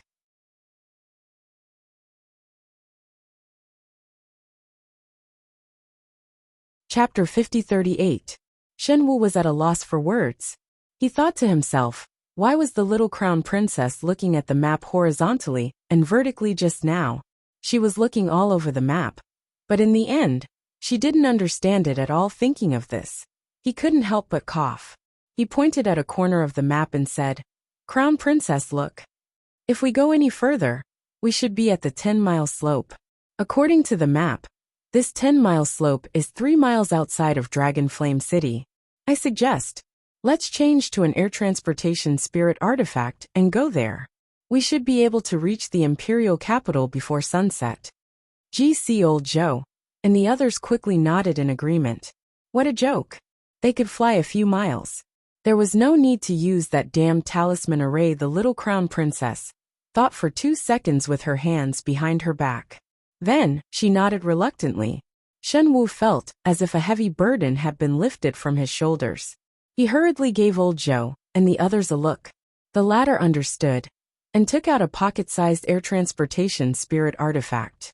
After injecting divine power, the spirit artifact rapidly expanded as though it was filled with air. Everyone entered the spirit artifact cabin one after another. After setting the route forward, they all breathed a sigh of relief. Fortunately, the little Crown Princess was sensible and didn't insist on using a transportation talisman array. Otherwise, it would really be a trap. Although this was a directional talisman array, the transportation distance was sometimes short and sometimes far. It wasn't easy to control. The little Crown Princess sat at the side with a stoic expression. Shen Wu was just about to speak to her when he heard the little Crown Princess say, "There's movement up ahead." Indeed, not long after, Shen Wu and the others heard the thunderous rumbling of iron hooves coming from below. Arbor drew an invisibility talisman in the air and pushed it outward. A purple talisman power flashed outside the entire spirit artifact cabin. The air transportation spirit artifact immediately disappeared from the sky. In next to no time, the dust from the 4 hooves completely covered the heavens and the earth. A large brown-furred wolf carrying a middle-aged short-bearded man, wearing a battle helmet dashed below Arbor and the other's air transportation spirit artifact. The Vanguard Battalion reports that an air transportation spirit artifact of unknown origin has appeared in front of the slope. The middle-aged man narrowed his eyes and looked around. Why is there nothing here? A young general beside him also couldn't help but look around curiously. Just now, when I was looking from afar, I seemed to have seen an air transportation spirit tool. There's no way it could fly so fast. General Hato. The young general approached the middle-aged general and said in a low voice, could it be that he panicked and abandoned his air transportation spiritual tool to escape after discovering that our wolf squad was attacking? The middle-aged general named Haduo snorted coldly and raised his hand. Search everywhere. Don't let go of any suspicious places. We must not let this person go to the royal manor in the outskirts and destroy our defenses. Once Grand State Preceptor Larry arrives, we'll make our move. At this moment, Xiao Mu and company were openly hiding above this Haduo general's head, openly eavesdropping on the enemy's conversation. The human snake glanced at Xiao Mu strangely, a hint of shock surreptitiously hidden in his gaze. He kept pondering in his mind. He didn't expect this fierce girl's talisman skills to be so impressive. She could casually draw an invisibility talisman in the air and hide the entire air transportation spirit artifact. Not a single one of the many good-for-nothings below them noticed their whereabouts. It was obvious how formidable this little stoic was. After Hato ordered his men to search everywhere to no avail, he could only beat the gong to withdraw his troops. Arbor coldly watched the wolf squad retreat to the outskirts of Dragonflame City and said in a low voice, follow them and take a look. The kingdom of Duoluo really dared to attack? How audacious!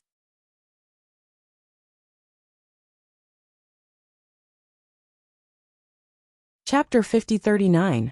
The flying spirit artifact circled in the air and quietly followed the Haduo general back to the Wang Manor on the outskirts of the capital. This Wang Manor was basically under the control of the Duoluo army. Shenwu was puzzled. This place is so close to Dragonflame City. How come the city guards know nothing about it? He had never heard of the Duoluo country before. He didn't know which small country it was. How come they suddenly had the courage to attack the capital of the Divine Prefecture? Arbor glanced down and drew several invisibility talismans in the air. She flicked them. The talismans immediately entered everyone's bodies. Let's go down and take a look. This matter was indeed strange. Wang Manor was located on the outskirts of Dragonflame City. It was less than 3 miles away. The Duoluo army had more than 5,000 people. How come they didn't know about such a big commotion? It could be seen that the city guards had either rebelled or met with misfortune. Arbor didn't want to think of the human heart as too complicated, but in reality, the human heart was the most unreliable thing in the world. Shenwu quietly put away the flying spirit artifact and landed with Arbor and the others. The originally bustling Wang Manor was now closed in front of all the doors and a lifeless atmosphere. Arbor led Shenwu and the others from Zhualan Mountain past the decorated archway of Wang Manor and walked along the flagstone path. They walked for about 10 minutes. At the same time, Sir Jojo suddenly turned his head and met 2 gazes with a sharp gaze. A young woman was half leaning on the window and looking out. She suddenly felt a chill and hurriedly shrank her head back. Why did it feel like something ferocious had passed through the window just now? The woman patted her chest and took a deep breath. She felt that she might have been overthinking.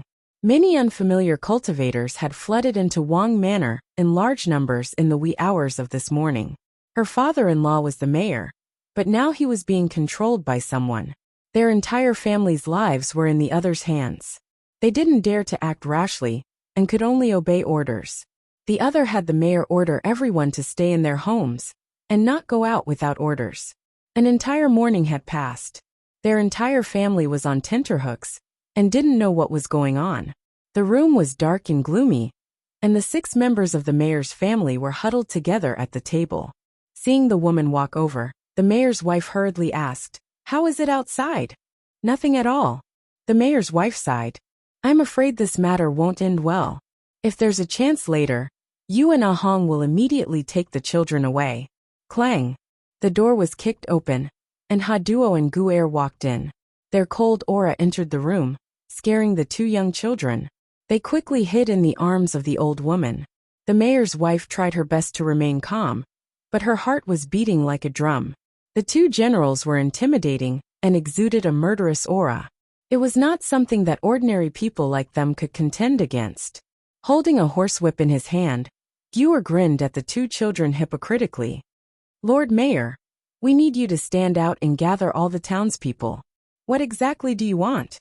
The mayor braced himself and asked. "All of us in Wang Manor Town are honest and normal people. We have never made enemies. Xiozhadaran, why do you, Pia?" Gewer's whip landed on the table and split it in half. "Wah!" The two children started to cry loudly. "You're tuning in to the Li Mei's Wuxia Whispers YouTube channel. We're so grateful for your support. And don't forget to subscribe to join us on this incredible journey through captivating stories. Your generosity through donations truly makes a world of difference, as it's the primary source of revenue that allows me to expand and enhance this channel for you. Thank you from the bottom of my heart for being a part of this adventure.